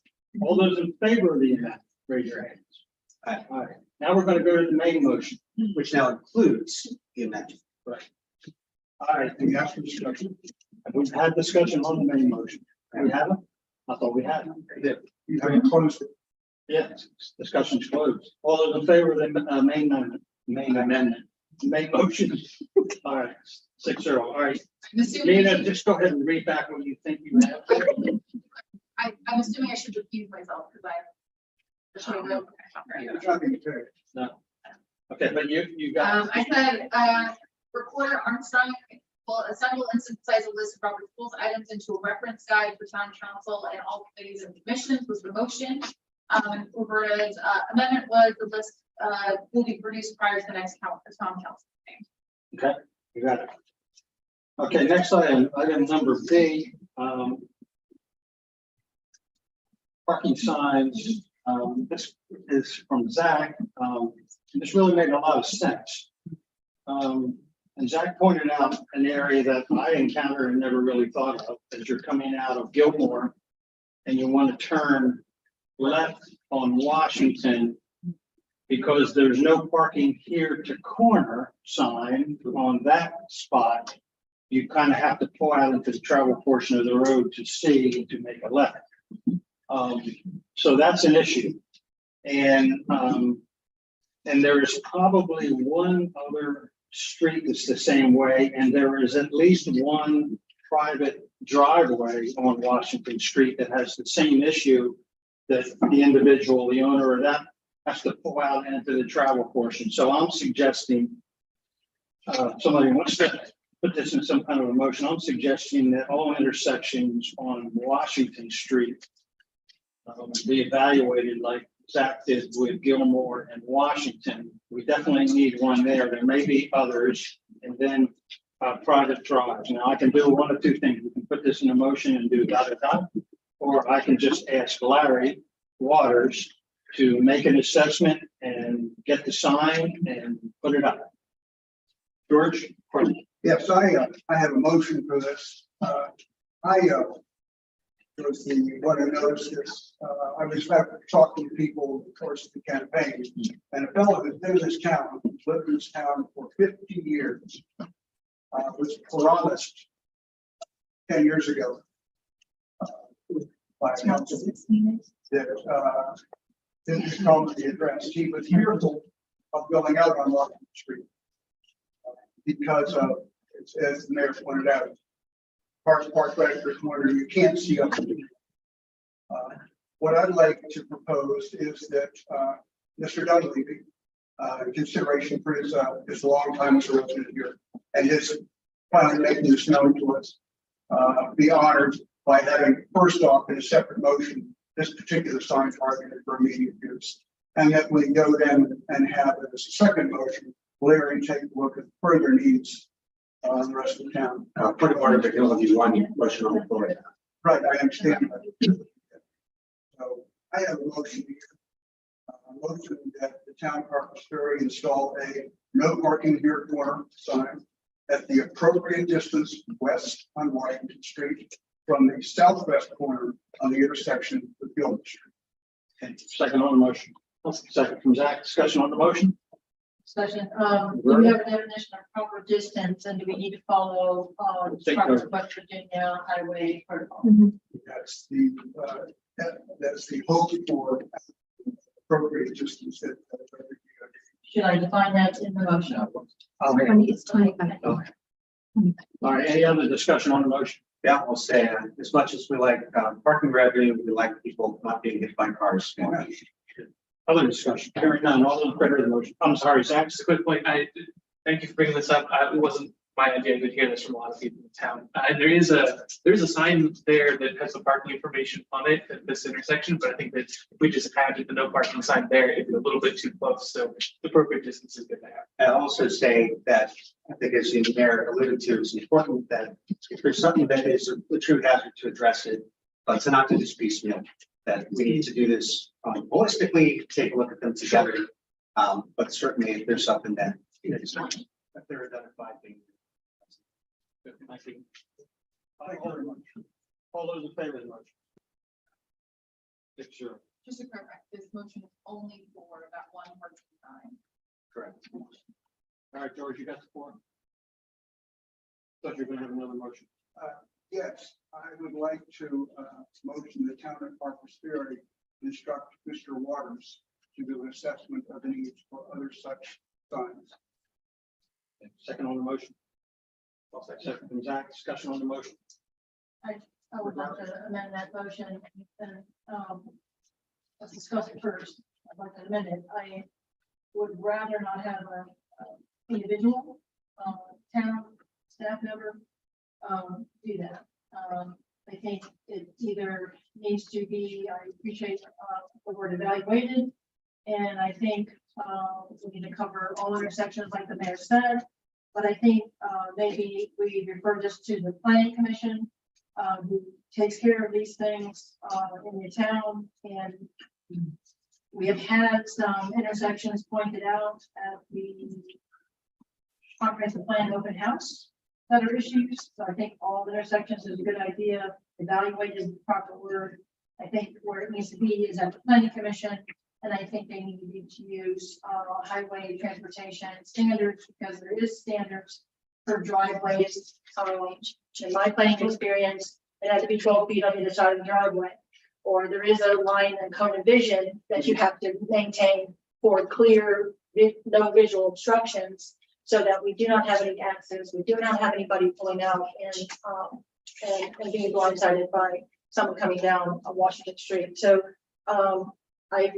I'm sorry that I don't think the staff member is the proper person. Roberta, if I may join discussion here on the amendment, I think the point's very well taken that this is zero dead center example of the planning commission should brought its attention.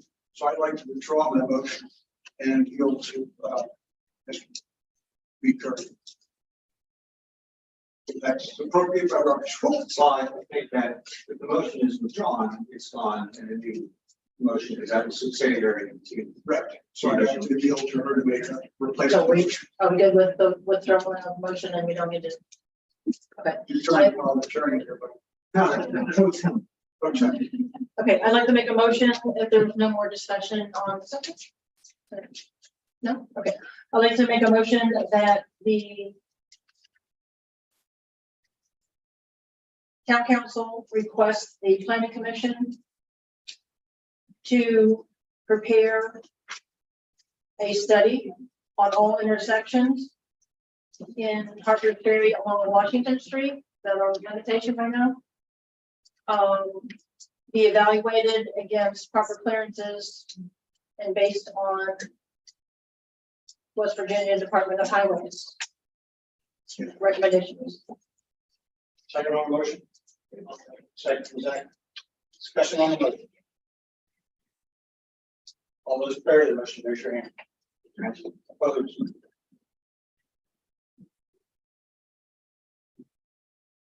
Discussion only regarding utilities and a disclosure statement of standing agenda item to all county commission, to all council commissions and committee meetings. Roberta, I'll turn this over to you. Yeah, thank you, Mayor. I did bring this request forward, and it basically is allowing us to maybe be better transparency, have better transparency and better accountability. So how I presented it, and maybe some of the documents you saw online, was about ex parte communications and disclosure statement at the front of a meeting.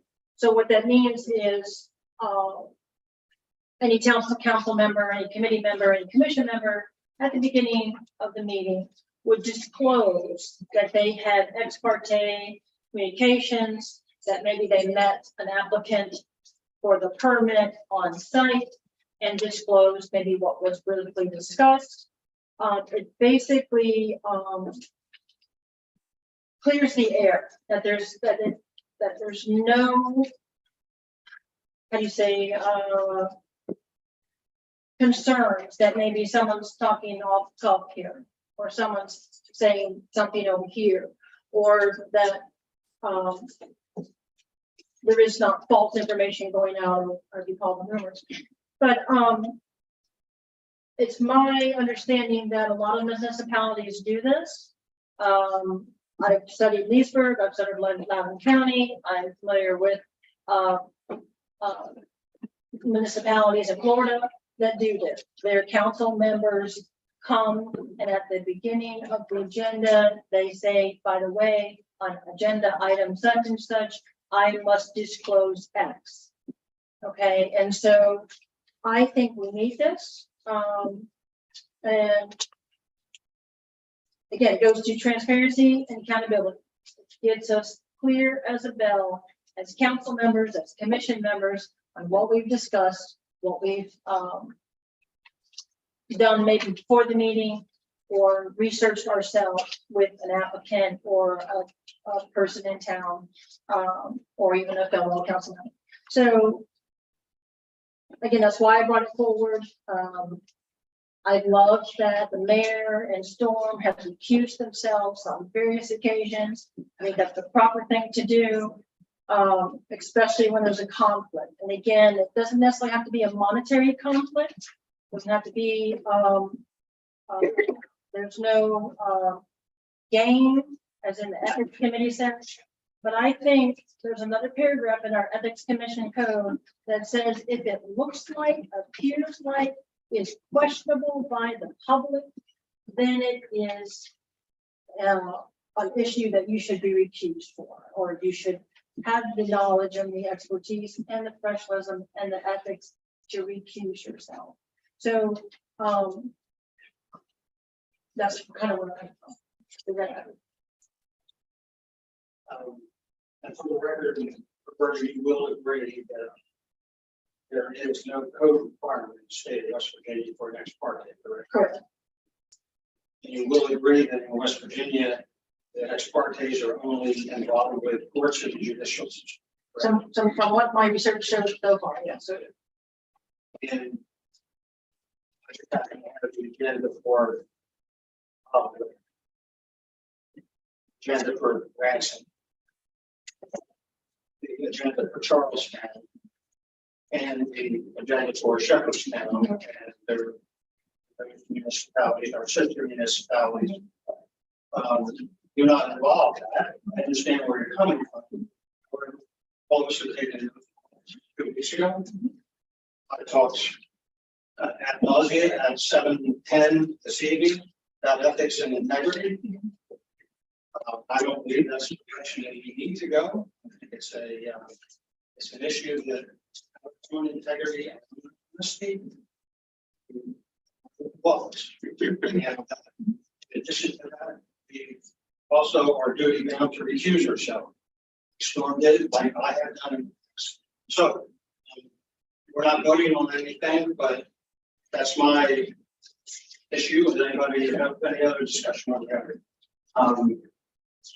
Oh, yeah, sorry, Rutherford, you go ahead. sure, it's been saying, if there's not currently a motion on the floor, so that is a point of information.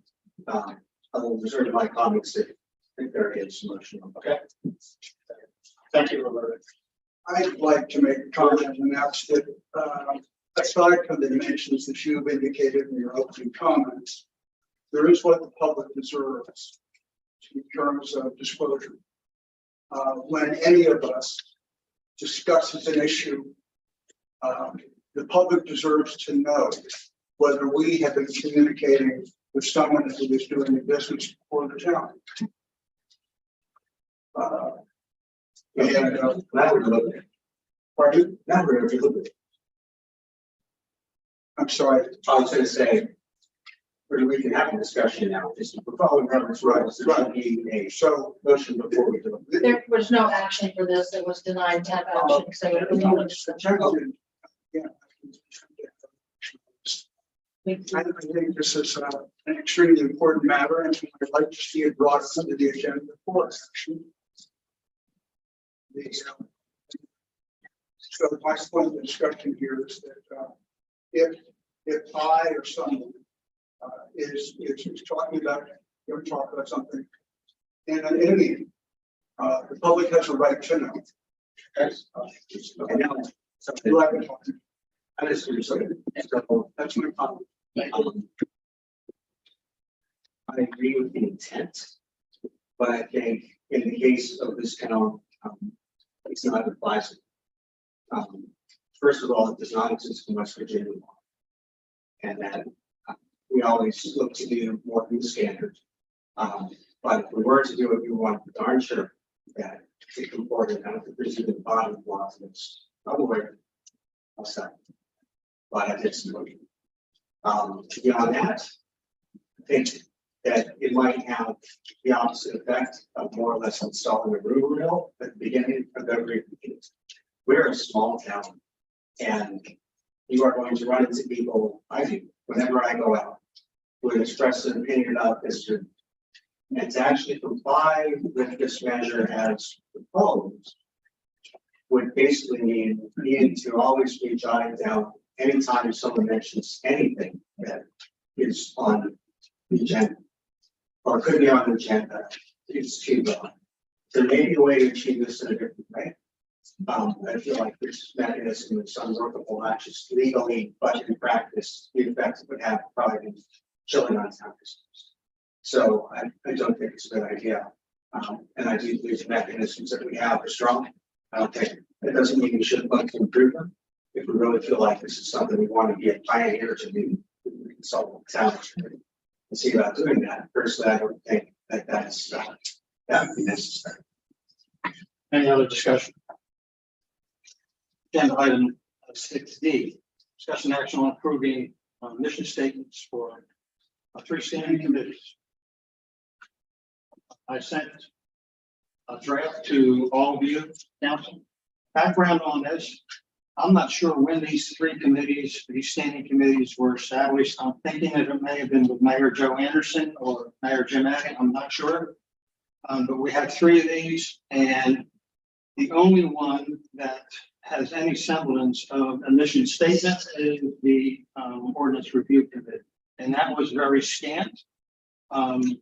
So what I did is I sat down, I don't know when it was, a week or so ago, and drafted these up. These are drafted up based on serving as mayor, previous 2 years, 4 years before that, and then on the council.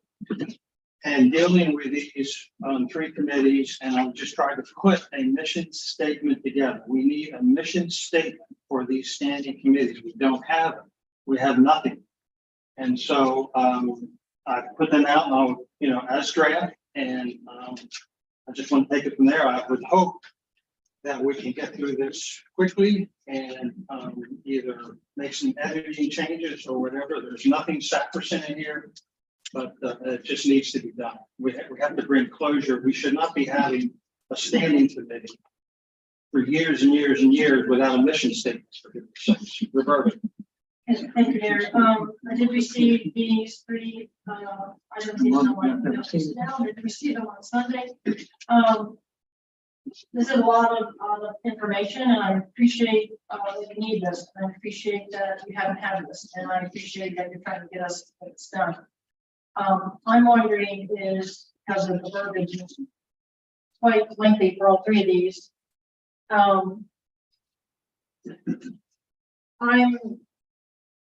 want to get this done for you, and I would like to entertain a motion that we take this into a workshop with all of us. Because I think tonight is going to take too long to go through each of these word by word or typo by typo or semantics by semantics.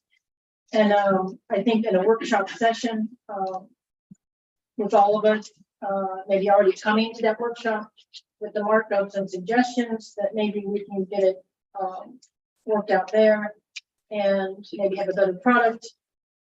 This also appears that maybe some of this can be covered by policy and procedure versus a mission statement. Mission statements to me are much shorter and to the point. And so I don't know if there's in the first paragraph, if you want a mission statement tonight, can we pull out something from maybe the first paragraph, give you that mission statement tonight, and then maybe pull some of this other stuff into policies and procedures? My thought on this is, let's just say the next council in 25 does not have any of us on this event. And Debbie says we need some things approved by the Budget and Finance Committee. And the 7 people look at one another and they say, what is the Budget and Finance Committee? What's that purpose? This, that, or the other. I understand what you're saying. I'm not opposed to a workshop. I don't care. I just want a guiding document that will assist us, those that follow us, and then in the years, 4, 6, 8 years from now with those councils, they can amend this, add, they may determine that they don't need this, that, or the other. But I just can't believe that we function for what 15, 16, whatever years that is, without having something. So I'm not opposed to a workshop. And I'm not thrilled about it. It's time. If you think it's important, let's do it. Okay. Yes, I wanted to echo some of what you said and add some other things. I also felt there was a lot here to look at. And I also felt that what you offered showed a great deal of work, but went beyond in your mission statement. There's 2 or 3 sentences in there for your mission statement. However, a great deal of it resembles what the Planning Commission has, for example, in its ordinance, such as terms of service, which is not typically found in a mission statement. Although there are things missing that would be helpful, such as means of appointments, which are missing from what you have there. I'd like to recommend that we have a 2-way approach to this. Well, actually, I think for me, I'd like to recommend that we go to a workshop that creates ordinances similar to what we have on Article 133 for the Planning Commission. It doesn't have to be as long as that, but I was concerned about the matter also because coming into the council here, I took a look at these standing committees, and there's nothing in statute, nothing in ordinance governing anything about it. So I support a workshop. I don't know if it would be best to do ordinance review committee, handle that. If we follow that course, there is no ordinance review. That's the catch 22 of that. That's And the I'm the only person who reviewed these, this thing, sorry. But, I think that's how they operate currently. I feel that for the sake of, having these, they're not even formal committees, so they don't fit that description. So they're, I don't know if it's a technical term, there's basically task forces within the main body. That they do reflect what we are doing, they can be amended later. So at this time, we approve the mission statements for ordinance review committee, budget finance committee, and then internal operations committee. That's the motion, but I'll say that absolutely, for the sake of being able to conduct the business of the town. But that they can be amended at a later. We have a motion on the floor and a second on the motion. I'll second from Zach. Any discussion on the motion? I have a question. So, I'm new to this as well. So, these are ad hoc committees and not official to compare. I think there's more They're standing. Is there a purpose or reason that these are not made permanent committees? It seems like they've been here through several administrations. So it seems like these mission statements are a good first step, but then potentially over time, we do create an ordinance to make them permanent committees. Well, we want to look to see if there's precedence in West Virginia, and especially in local townships of doing it that way, or if they do exist as these more informal creatures. Let me try to give a background that helps Zach and others. Then I'll come back to you, Robert. The purpose of these committees, why we have them, we're a class 4 municipality, one of the smallest municipalities in the state. The work that is done on these are generally done by paid employees in class 3s and class 2 municipalities in West Virginia. I've been back and forth with the Ethics Commission in Charleston over this committee. I felt that they did not need to abide by forms and all that type of stuff because they were just work committees. Ethics Commission, there are 2 ethics opinions from Mayor Greg Vaughn in Harper's Ferry, dating probably 5 or 6 years ago, where these committees, because they consist of council members and because it's 3 and you've made each committee to be 3, a quorum of that committee is 2. So yes, we have to meet that. But these are basically set up because we don't have paid employees to do these types of things. So anyway, I don't know if that helps out or maybe I confuse you. That's good. Anyway, so we got a motion on the floor. Roberta, you had a discussion point? Okay, discussion points. I did want to change some wording in your first paragraph for all 3. Where it reads in ordinance review committee of the planning committee of Harpers Ferry Town Council and consists of 3, strike the word current, members of add the word current town council. So I'm taking the word 3 current members and changing it to 3 members of the current town council.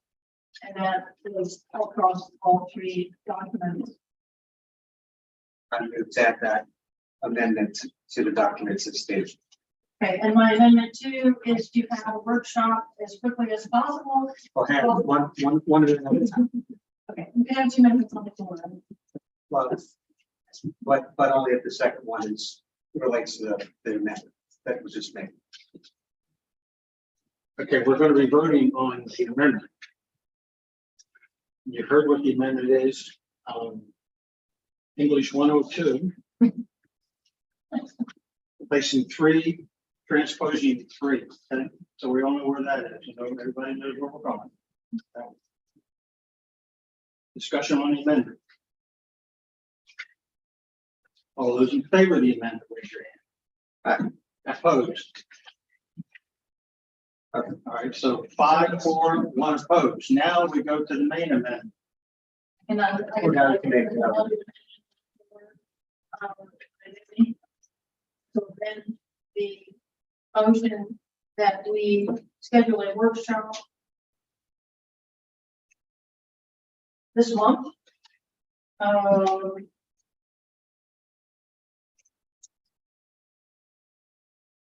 To fine tune the 3 documents prepared.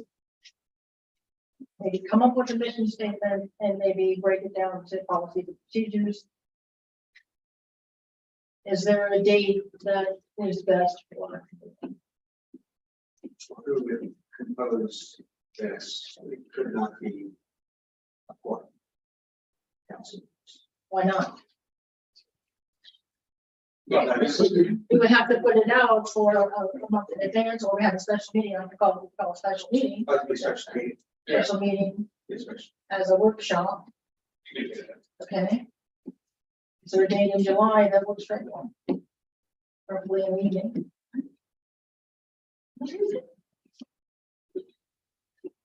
I'm very flexible, so I will. Yeah, we have meetings next week. The only date that might be clear is planning commission does not have their July 18th meeting. From what I understand, so 18th is clear. 14th is clear. That's in 2 days. 21st is having a concert. Oh. 24th is clear. 24th is. Yeah, the budget finance meeting. Okay. Right. Tree committee meets on the 27th. And there will be a special town council meeting to approve the revised budget the last week of July. Just so you're aware. So you have a date on that? No, You do not have a date on that? no. Okay, August.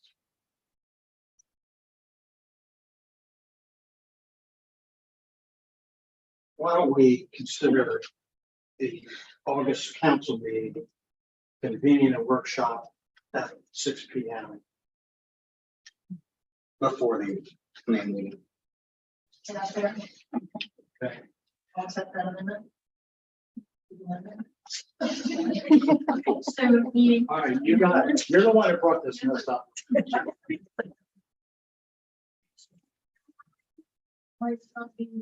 Go, give me an amendment. real quick. The main motion is to have a workshop session prior to the next regular meeting of the town council starting at 6 p.m. We are a second on that amendment to the motion. Is that discussion on the amendment? Hearing none, all those in favor of the amendment, raise your hand. Robert?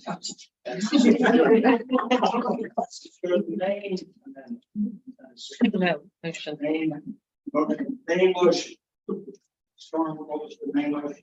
Again, Yeah. Okay, the main motion, oh, I got it way back. Was to approve the mission statements for the standing committees. Right, and then I guess with the amendment added to it, and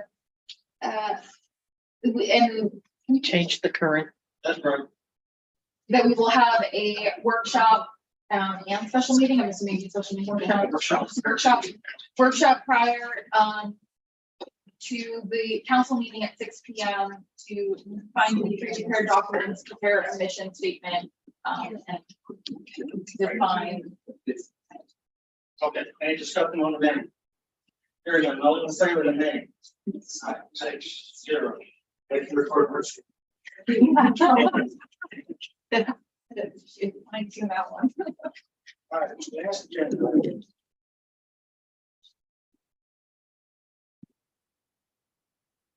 Discuss. Play with this thing. I need to put bases in place.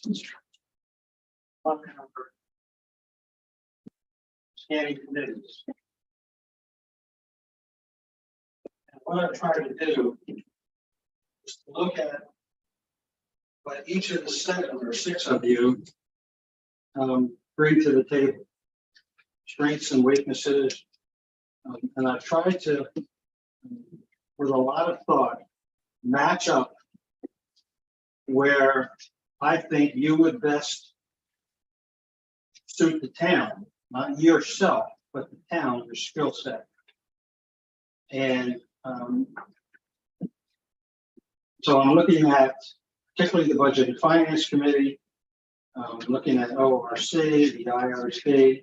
I do have some comments I want to make about the Planning Commission, and then one comment about the Water Commission, and make some recommendations there. You may not agree with this piece of paper I'm going to distribute right now. That's okay. I took my best shot, what I think best fits the town and functioning with these committees. So I'm going to pass this out. And I made another change, I guess, late last night. So take a look at this, and I will go down each one of these, and then we can open it up for discussion. These are my recommendations on how we fill these committees. I want to take a look at the top, and I know Wayne mentioned when he took the podium earlier that he would, in the interim, accept the challenge. I am suggesting that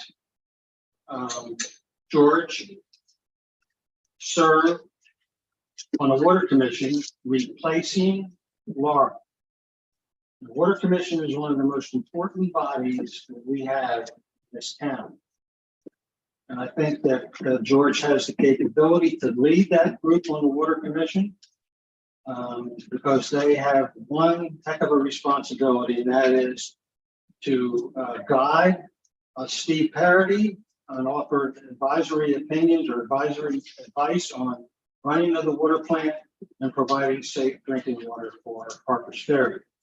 The Planning Commission, all I want to do on this one is just point out that the Planning Commission with Chris and Zach and Roberta are 3 council members.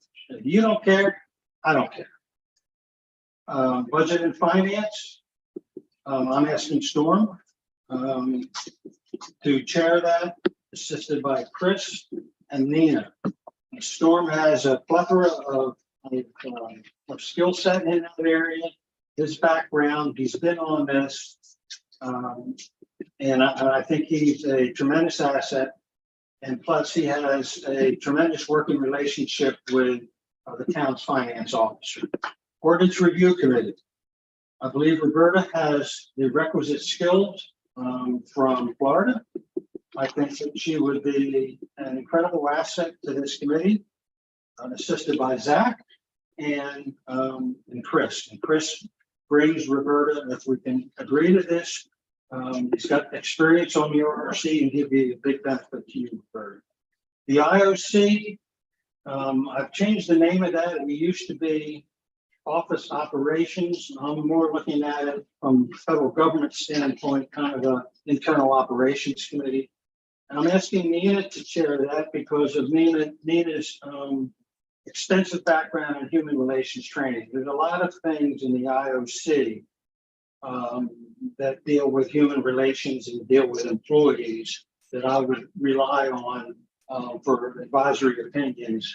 And so, just so you know, there's 3 principal supervisors in Harper's Ferry, the way it's set up. We have Chief John Brown, who supervises all of the officers, and then part-time with Melissa. And then there's Steve, who has all the water operators and the water clerk. And then there's Greg, who has the town employees. And then John and Steve are direct reports to me also. And that's where the IOC can be a good assistance in providing, some advice to me on certain things, and Nina has that requisite skill. So council, this is my shot. And I've given you my logic and reasoning for this. And I'll just open it up. George? I checked in our ordinances and states, there doesn't appear to be any statutory basis for the selection of this, that you're exercising. That's correct. Okay. What's the council's opinion about how these are selected? I had the impression that the governing body voted on members for these positions. I think you have discussion and action as part of your 6E, so I think. It was presented as. Sure. Okay, I wanted to preface that. Okay. First of all, thank you for your compliments. I'd like to decline the water position and appreciate that. I mentioned that in our meeting. And my preference is to budget and finance and ORC. Okay. I want to make a further comment and back up. And that is, I have a fancy word existential question about the IOC committee. And before we form that, my feeling is that if the town decides with such capable people as yourself and the 3 or 4 women who run this town really physically day to day, that they can largely manage their own affairs. In discussions with other council members, I've heard, well, what about if we have to make a renovation of the building? I think that could be shipped over to planning. That's essentially is something that has existed previously and existed in this council as task forces. There are some things that were useful to avail for the mayor to be able to avail of other council members' skills and experience. But it was ad hoc. So I do see the value in it, and also a body that town employees and others can go to if there is an issue with the mayor. So I feel like it serves a very good purpose. And point of order, with due respect, I have to be recognized by the chair. I have to do this all. So appreciate that. So in short, what I'm doing is I'm saying thanking you for your vote of confidence here, but I'd like to volunteer for budget finance. And I appreciate the volunteer, but I'm opposed to that. So let me turn it to the rest of the council. Mr. Mayor, may I have Well, sure. Chris Craig is not here at the moment, so he can't speak for himself. I will say, first I'll say I would like to continue to serve on budget and finance because that's what I do. CFO training in one of the top companies in the world, etc., and feel like it's the greatest value I bring to the town. For a stretch of time before he went to planning, I served with Chris Craig on budget and finance and found him to have a keen mind for it. And I would like to work. Okay. And Chris is, he has expressed the willingness absolutely to serve. And I think it's important that the recorder also gain that skill set as the number 2 person, I guess, in the town government. So how do you want to handle this? We can take them one at a time. What is the process? Is it nominations or?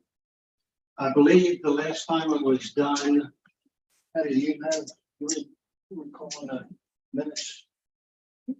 You showed me the minutes from 21 was council approved each one, a nomination was made for each one of them, and then the council voted on them. That's how it was done, I believe, in 21. Each person, No, each like committee by committee. I am suggesting, just to be right with you, Roberto, I am suggesting, for example, budget and finance, storm person needed. And that was put on the floor in 21. I don't know how it was done with Wayne. That's not me. And that's how it was done in 21. That's how I'm proposing we do it again. Roberta?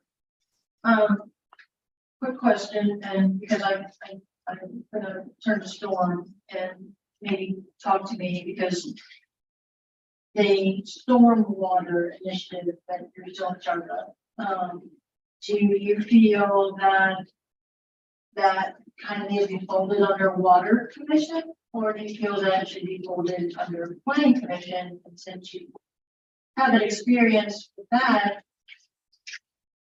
Is it better to be on the water committee? I do not. And also it's interdisciplinary. So it's part of something that I started along with other people to do a holistic approach to all of the upgrades.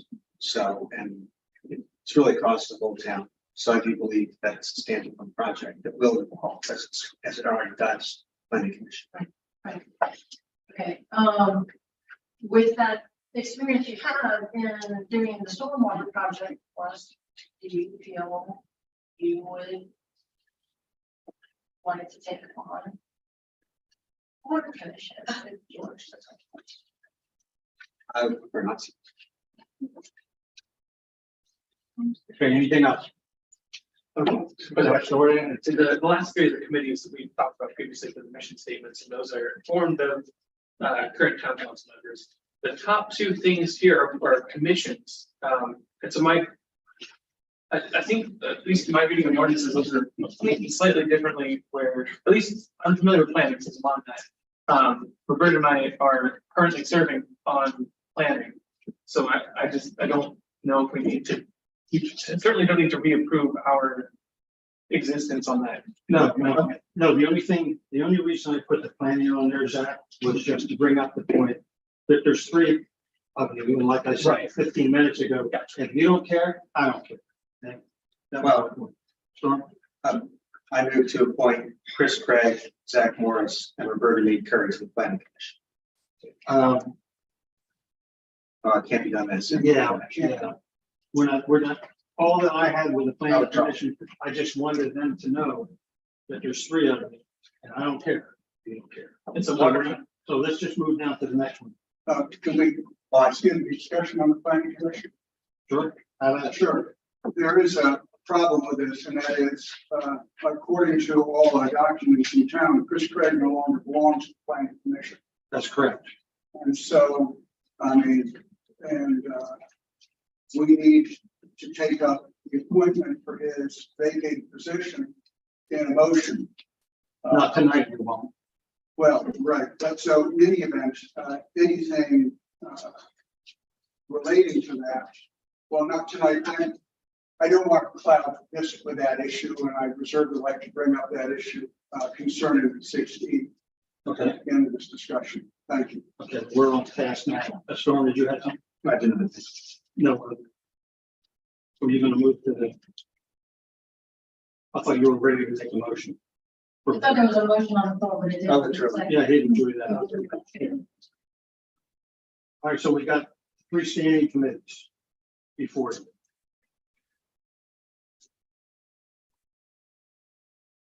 I would like to make a motion. Go ahead. Okay. I would make a motion to town council of Harper's Ferry appoint to the business and finance committee. Budget and Finance Committee. Budgets, pardon me, the finance committee. Storm Costanza as chair. George Owens. And Nina Armstrong. I move to amend. Or is there a second? Is there a second on that motion? I'll second. Like to amend the motion to substitute Nina Armstrong for George Owens. Is there a second on that motion? Can I just point of clarification? Yeah. I'm not confused. This is. Did you mean Chris Craig? You want Chris Yeah, instead of, no, That's not what you said. what did I say? he said, You wanted me. Nina instead of George Owens. You said George, he is pretty fun tonight. He said he's wanting George way. If you would restate your motion. Yes, restate. I would like to amend it, so to substitute. I'm confused. So, All right, take your time, Storm. Take your time. Here's what I had to. yes, That's right. sorry, I had it mixed up. I would like to amend to substitute Chris Craig for George Owens. Is there a second on that amendment? The chair seconds.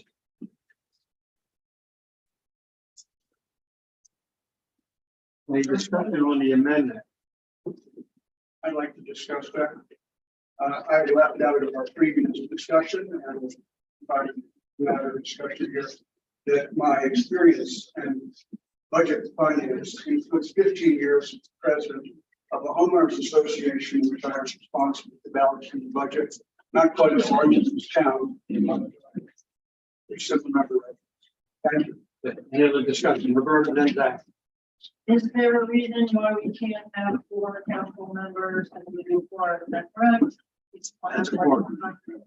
400 council. Correct. So there can be 3 seats. Is that correct? Yeah. But if the Budget and Finance Committee met the Open Meetings Act and posted their meetings 30 days in advance, then they could have the 4th member. Is that correct? The official body, 3 members. Understand. But if we added the 4th, and And that's a quorum of the town council of the government. correct. And in order to be in compliance with the West Virginia Open Meetings Act, as long as the meetings are posted in 30 days in advance, a quorum can exist.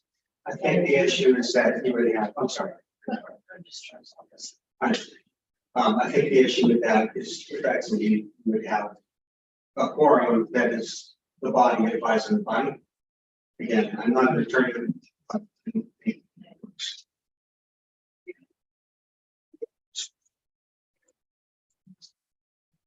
What is the? Apparently, I'm the only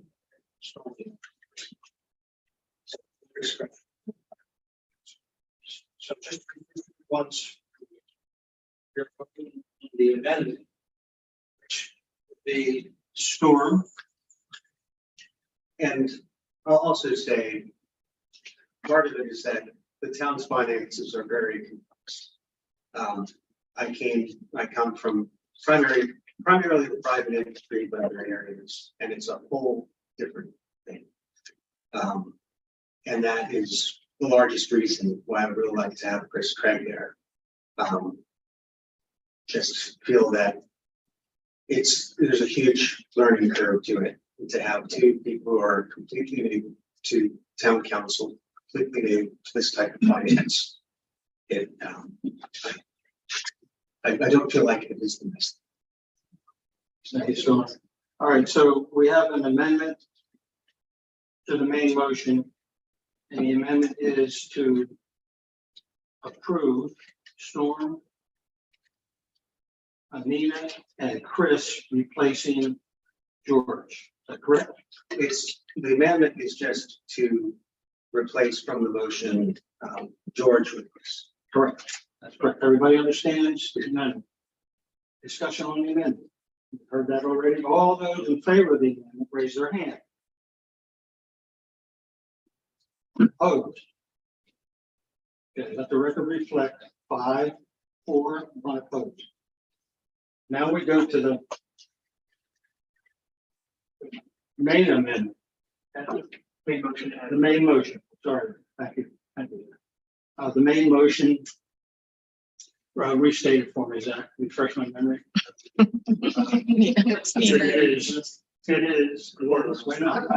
It is, the Budget and Finance Committee would consist of Storm, George Owens, and Nina. No, that was, That was the the original motion. But there was a mix. So it's back to the original format, which was Storm as chair, Chris, and Motion as amended, replaces so Storm, Chris, and Nina as written on this paper. So it's, I thought we just did that. we did. Yeah. So now we're back. It's It's- one of the two. So we have to vote on it.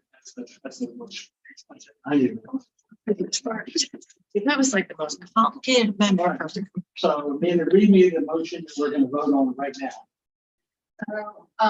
Motion to approve the Budget and Finance Committee as Storm, he stands as chair, Chris Craig and Anna Armstrong as members. Is there any other discussion on that motion? Before we Yes. call the vote? Just one second. Is there a second? Second. Okay, second. Person. Any discussion on that? All those in favor of that motion, raise your hand. Opposed? Okay, we have, George, are you abstaining? Abstain. Okay. We have 5 and 1 abstaining. ORC committee. You have before you, I move to nominate Roberta B. Curry as chair, Zach Morris and Chris Craig to the ordinance review committee. is there a second on the motion?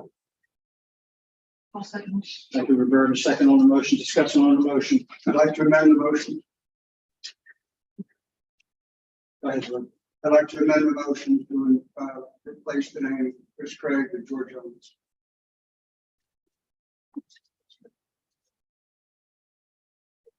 Go ahead. Point of discussion. I'm happy to not be on this if you're interested, George, so you could amend your amendment to replace me. with- Or you can withdraw your amendment. Yes. Sure, I'm actually aware of what you said about that.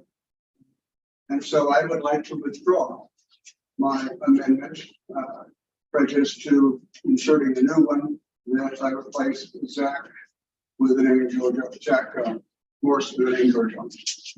I do appreciate the thought and nomination. All right, I'll Where am I second the wrong? amendment. I'll second the amendment. any discussion on the amendment? All those in favor of the amendment? 6-0. Now we go to the main motion. The main motion is, Nina, Motion to approve the ordinance review committee with Roberta B. Curry as chair, George Owens and Chris Craig as members. Second. Oh, you read it back? No, we're already there. Sorry. So play it out again. that was not the main motion. That would be the amendment As amended. as amended. Okay. Any discussion on the motion? All those in favor of the motion? raise your hand. Aye. All right, maybe the next one. We want your. Okay. City, Nina, George, and Storm. Motion for the floor. I would like to postpone consideration of it concerning further discussion on the role of the IOC. It's not a debatable motion, so we have to vote. If George is not interested, maybe No, I was interested in. It's I want to make sure It's not a debate. we may have to debate what we just vote on. Postpone item. No, it needs a second, can be debated. May not be, May not be amended. right. So does anybody second the motion to postpone a vote on this? Right. All right, so what's the motion on the floor? Well, the motion is to postpone taking up the IOC committee. There's no second. Your second on the motion? Hearing none, motion fails. Yeah, amendment, if George is not interested in the position, maybe Zach would be interested in filling the position. I'm interested in it. I just, I haven't, well, there's no discussion. right, there's nothing on the floor. Nothing else. All right, I move to appoint to the IOC committee Nina and Armstrong as chair, George Owens, and Storm Rodriguez Davis. is there a second on the motion? Second. Second from Zach, discussion on the motion. Hearing none, all those in favor of the motion, raise your hand. 6-0.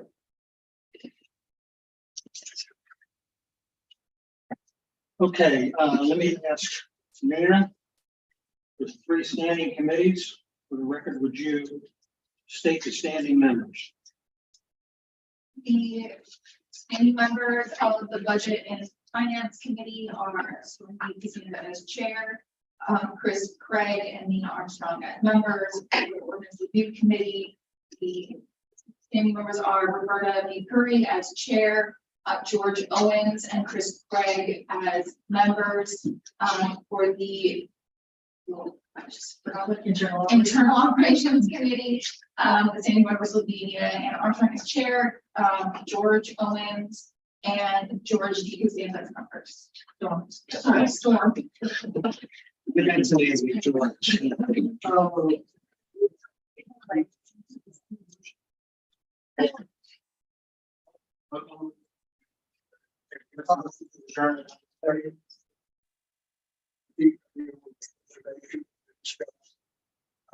Planning Commission at the end of your discussion. Standing committees. Is that on the agenda, George? Well, yes, it is, and I'd like to, I believe it is. I'd like to expand upon point of order is a motion on the floor. We got a motion on the floor here. I'm sorry, sir, you remember me. It's not on the agenda. Exactly, you answer the question. You have a motion to adjourn or have a second motion to adjourn. Second. All right. Any discussion on the motion to adjourn? George? There's no discussion on motions to adjourn. It's enough for John. I should have discussion on adjournment. All right, all in favor of the motion to adjourn, raise your hand. 3 opposed. 3. Wonderful. Here we go.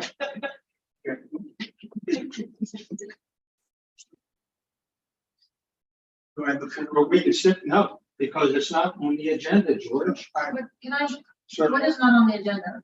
What he wants to talk about. Okay, may I bring up 6E, which we haven't closed. I read this, I see discussion and action on approving town council appointments to the, and then there's a series, 1, 2, 3, 4, etc. That's correct. Okay, that construction says, to shorten it here, discussion and action on approving town council appointments to the planning commission. That is what the. I covered that in the says. beginning, George. Okay, you covered that. Now, whether it's an intended consequence or not, what we have here is discussion and action on appointment to the planning commission as part of this agenda item. I'd like to point out that since that is on the agenda, and we have a need in the planning commission of 2 expired vacancies to fill, that we have an opportunity this evening to appoint at least one person to the planning commission, because the planning commission has important business in front of it. Now, if you go to the planning commission website, you'll see that it lists all 7 people in the middle there. The last 2, 6 and 7 are Paul Mayhew, parentheses, term expires June 30th, 2023. Person 7, Chris Craig, term expires June 30th, 2023. I've done research on this, and we have found out when they were appointed. When if anyone's concerned with the motions and the dates of and the titles of them. Paul Mayhew was the mayor's designee who was appointed with a term to expire, and this is in the minutes from 8/9/21. And we have, and he was nominated as you.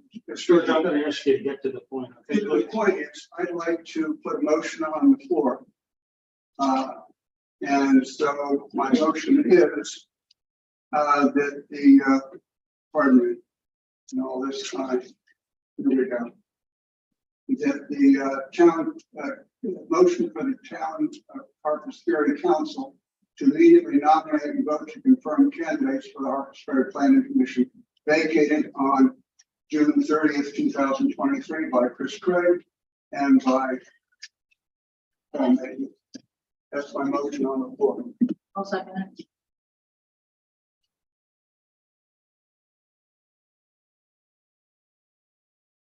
I'm denying that because it's not on the agenda. You and I had a discussion this morning in my office, George. We had disagreement. No, we had a discussion. Okay. We did not want the discussion and you did not want to hear a thing I said. And I told you why that was deferred. Okay? With all due respect, we are in law limited by the language we use, and we have your discussion and action for appointments.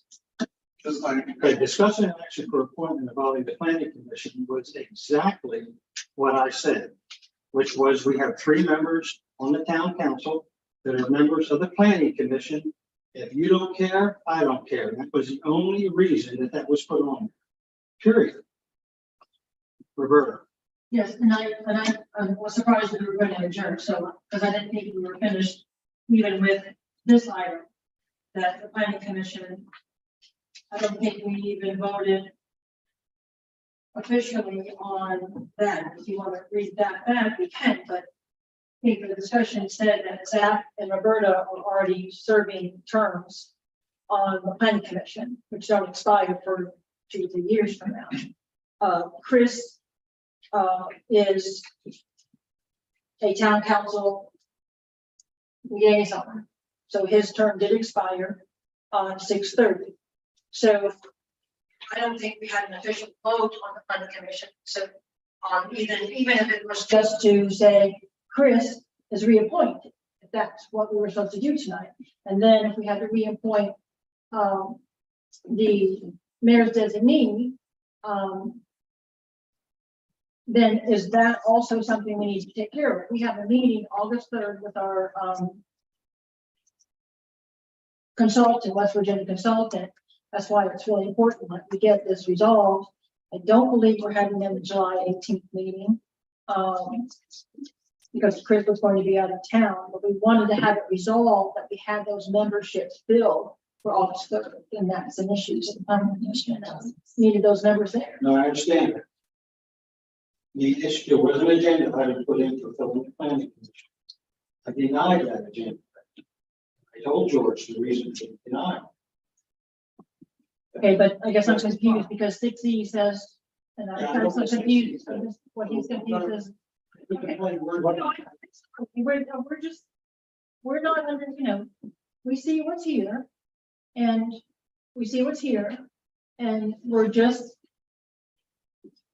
gotta have that member position filled. And if Paul, I don't know if Paul wants to refill it. I haven't heard from Paul. I don't know if Paul wants to. Okay, so I can then. Sure. Just to summarize that. My interpretation is that the planning commission is currently down 2 members because of the terms. So I'm just trying to figure out if we don't tackle this now, should planning commission postpone or cancel these meetings until the town council has a opportunity to vote on this? Yeah, and there's precedent set. It's a good point. Precedent set on this. This was done at the last election. We deferred appointments because of this. And the reason we deferred it was we just felt that people being in office, brand new people, for you guys have been in for 10 days, to put the pressure and the burden and the understanding of the policies and procedures of why place that burden of a personnel selection with 10 days in office. And so in 2021, that action was deferred until August. That's what the record reflects. And I was just following precedent that what I felt was the best thing for this council, not to have to deal with all of you making personnel decisions this evening when you've only been together for 10 days. It's not going to be the end of the world if we defer it until August. That was the point of my denial of George's motion or George's, what do we call it, agenda request. And that's what that was based on. Nothing nefarious. So that's where it is. So the intent is to discuss it with the next. Absolutely. Okay, so do we need a motion to that effect? Because we don't have anything forward that says that. Well, oh, right. Yeah, I would say so. I move to take up the nominations and appointments to the planning commission at the August, the regular August meeting. Could you say on the motion? Could you? I would